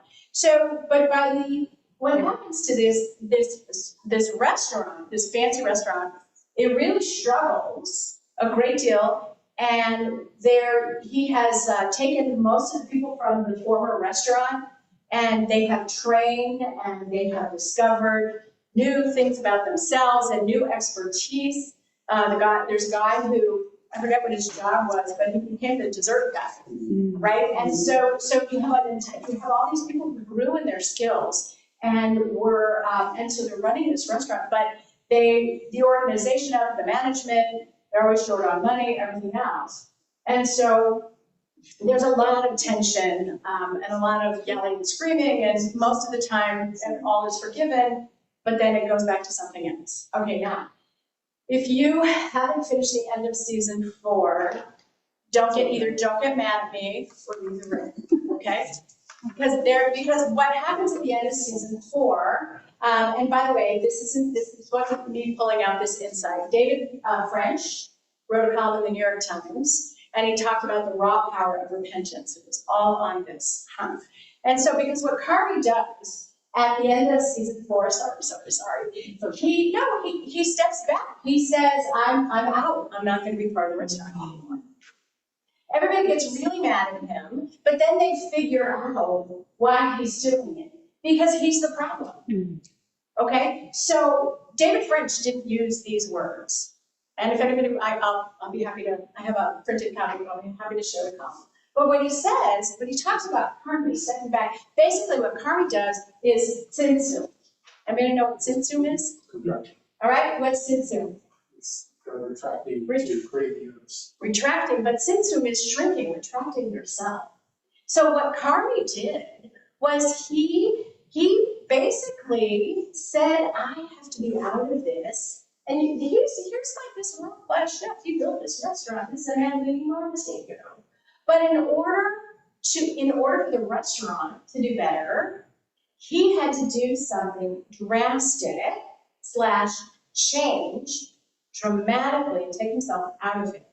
And I read this piece and I thought, it was long before you asked me for a topic, Rabbi, and I thought, I knew like I had to be, that's where, because I thought that was one of those brilliant understandings of teshuvah, this idea of tzimtzum, this idea of shrinking oneself in order that everything else can settle appropriately. Please. It's interesting, the commandment on Yom Kippur is like nitan mashafechem, right? Yeah. And the idea of like what does it mean to like, people will say like to like self-denial or whatever, those kinds of things. I think the accurate translation, right, is to humble oneself, right? So which definitely gets to the 100%, thank you, yeah. And so I wanted to share this as an example, not to ruin everybody's TV, but because I just thought it was such a brilliant example of change, of how somebody does something really drastic, that no doubt, I mean, it's a TV show, so who knows, did they get renewed for season 5? I don't know. All right, so we'll see what happens if he becomes any better of a person in the restaurant lasts. But I thought for us, I thought that was just such a brilliant way of looking at change, at teshuvah. Because sometimes you have to do something really drastic, and it might mean shrinking yourself, so to speak. Okay? Yeah.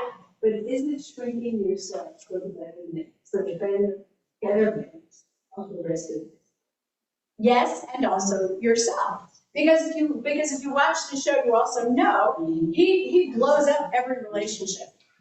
He blows up every good relationship, right? Which, okay, and if all of your relationships blow up around you, who's the problem? Really, right? All right. So this teaching is echoed a little bit. Go to the last page and what I gave you.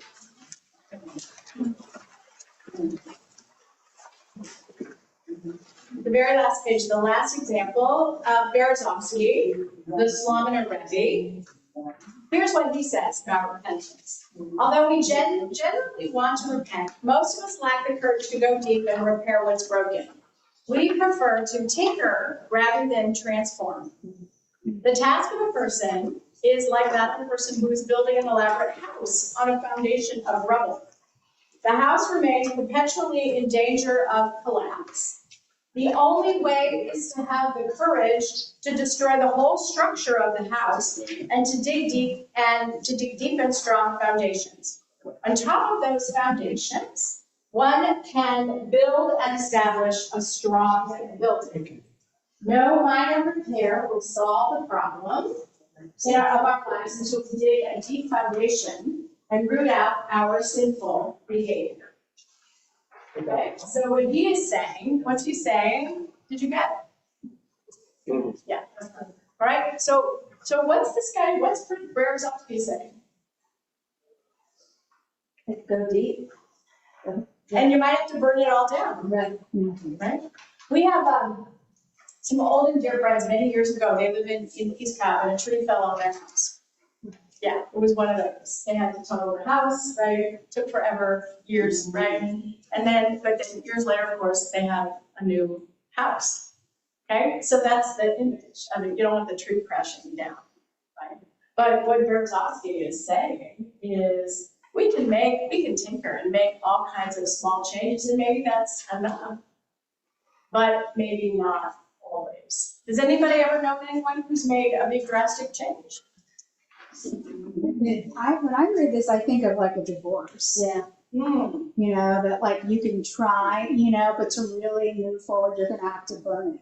Mm-hmm. And it's not, so that's what I was thinking when I was reading this. Okay. No. Right, we need to do it. We can't. That's like it's on each other. Yeah. I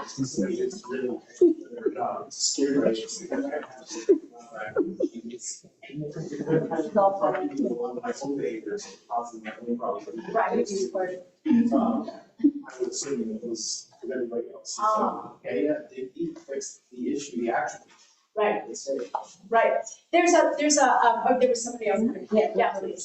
There is a tendency to want to help the young adult children.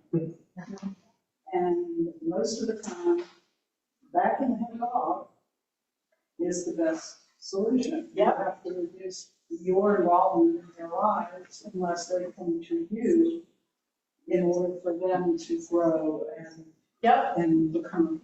Yep, I have a friend whose son is getting married, and they're planning it. The kids are planning it. And she said to me, but they don't have the full list. They're not. What if there no cute hope at the wedding? And I looked at her and I said, I'll bring my own. It's okay.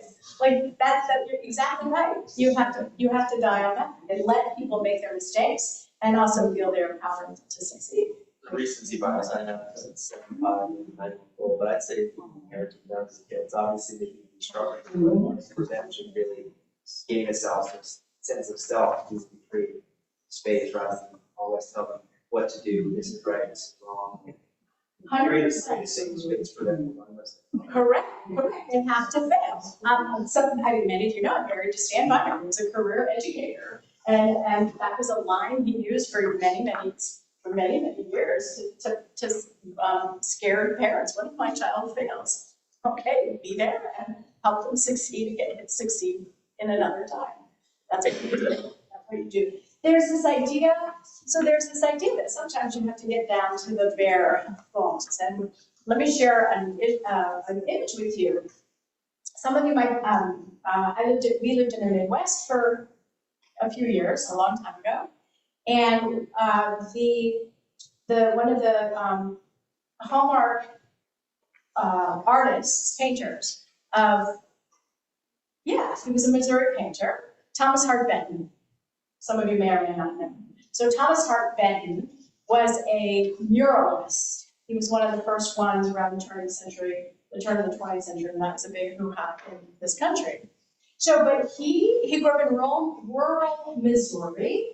Dad was not happy about him becoming an artist. He went to France, he studied with a master's, and he came back. And what became known about his method was he would travel all around Missouri and set up shop. I wonder how he did it, because it's long before Airbnb and hotels, right? But he would stay in an area for a while, and he would study the people, and he would make drawings. He would constantly make drawings. And so by the time he sat down with his canvas, he had, and I know this one, he wasn't the only one to do this, but it's nicely illustrative, that he would have a foundation, he would have a structure for every work that he did. And then he would make the painting, right? And that's a really beautiful example for us. Like once you burn it all down, once you make this decision, you're gonna step back. Then this idea of creating a foundation first and building a structure, and I think lots of famous sculptors would do this too, right? They would make a mock-up of it just to get a sense of the flow or the feel, right? But same thing for us too in the spiritual sense, that we can build these foundations, we can have the structure ready, and then figure out, here's the direction I want to go. Okay? All right, let's go back to the page 3 where it says Teshuvah teaching. Yeah, all right, let's do one more. Let's get through it.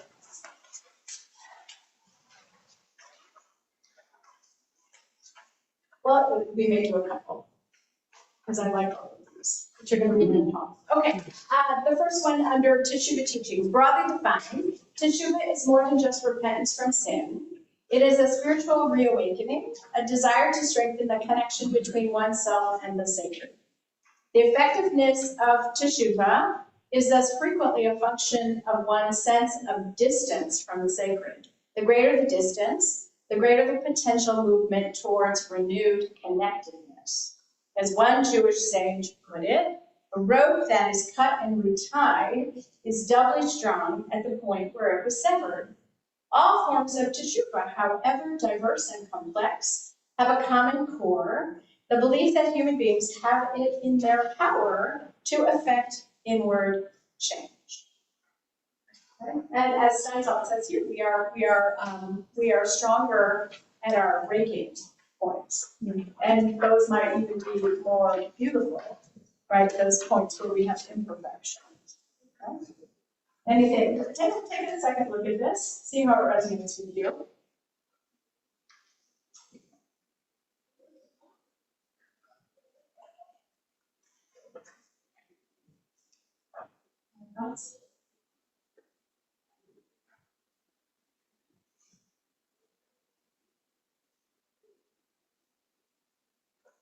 The piece about the how distant you are and how, that just makes it even more so of a strength of coming back. That's kind of interesting. Yeah. So in Judaism, there's a prayer that you say, there's a one-liner that you say when you haven't seen someone in a really, really long time. Anybody know what this is? Baruch atah Adonai mechayeh hametim. We praise you, Adonai, who brings life to the dead. And why do we say that if we haven't seen somebody? I guess we were kind of fabulous for a Yeah, exactly.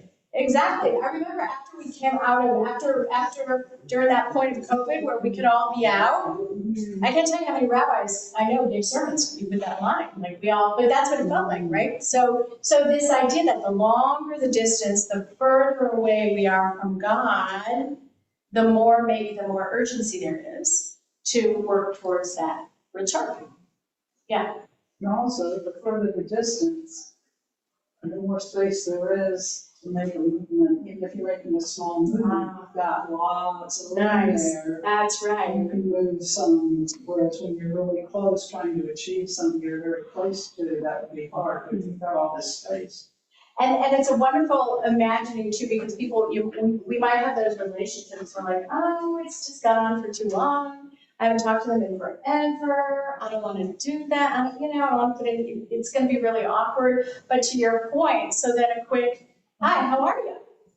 May go a really long way. There were a couple of other comments here. And I was going to bring this up earlier when we were talking about the community versus the individual, but when it says the common core, I think like when you're self-examining, a lot of times it's hard to confuse, or it's easy to confuse like your actions with like who you are as a core. So like the concept of shame is that, okay, there's something fundamentally wrong with me that makes me make these bad decisions. And I think coming in to the community and doing these kind of prayers of, oh, hey, kind of lets you realize, oh, like, this is part of the human experience. It's okay for me to make these mistakes.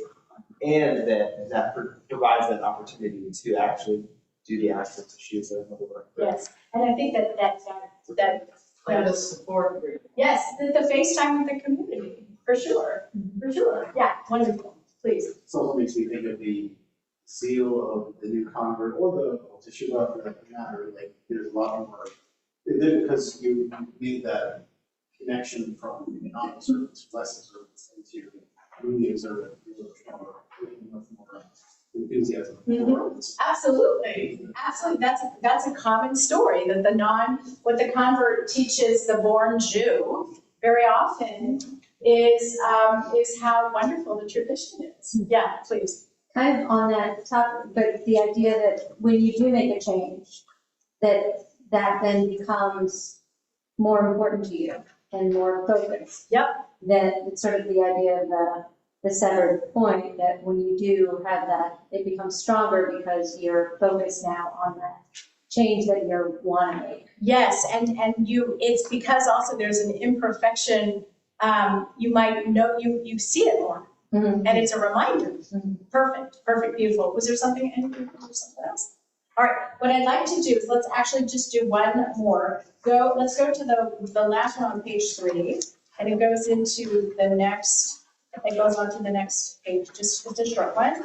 The Mishnah Torah. Who has reached complete teshuvah? A person who confronts the same situation in which he sinned, and when he has the potential to commit it again, and nevertheless abstains and does not commit it because of his teshuvah alone, and not because of fear or lack of strength. Okay, so you know you've conquered it when you're in the same situation and you don't succumb. You know you're over a hurt that somebody might have committed for you, when you see that person again and you can remain emotionally not a mess. You can stay right, you can stay stable. Okay? So the idea obviously is that teshuvah is of course a process. It's a process, and we get a chance each year to begin again, right? And it doesn't matter if you're still working on the same thing every year, right? But maybe you've got a little bit more language, like with the word creativity, to think about how might you attack a problem differently, right? Ultimately, Judaism, I think I'm preaching to the choir here, but Judaism is very optimistic. Everybody has the power, even the greatest sinner can change and can transform. Right? So hopefully, these teachings have given you a little bit of an opportunity to think about your teshuvah for this year, and you can look ahead. Now, before we leave, on the front page, there's a piece which says "Return Again," and this is an old melody. Maybe people know it, maybe people don't. If you know it, please join me. Return again, return again. Return to the land of your soul. Return again, return again. Return to the land of your soul. Return to who you are. Return to what you are. Return to where you were. Born and reborn again. Return to who you are. Return to what you are. Return to where you were. Born and reborn again. Return again.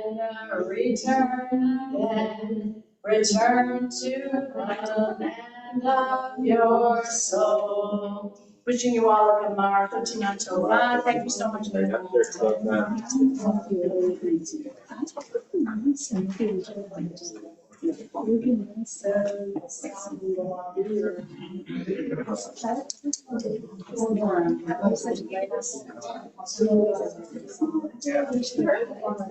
Some lunch and learns, feel like a more yeah.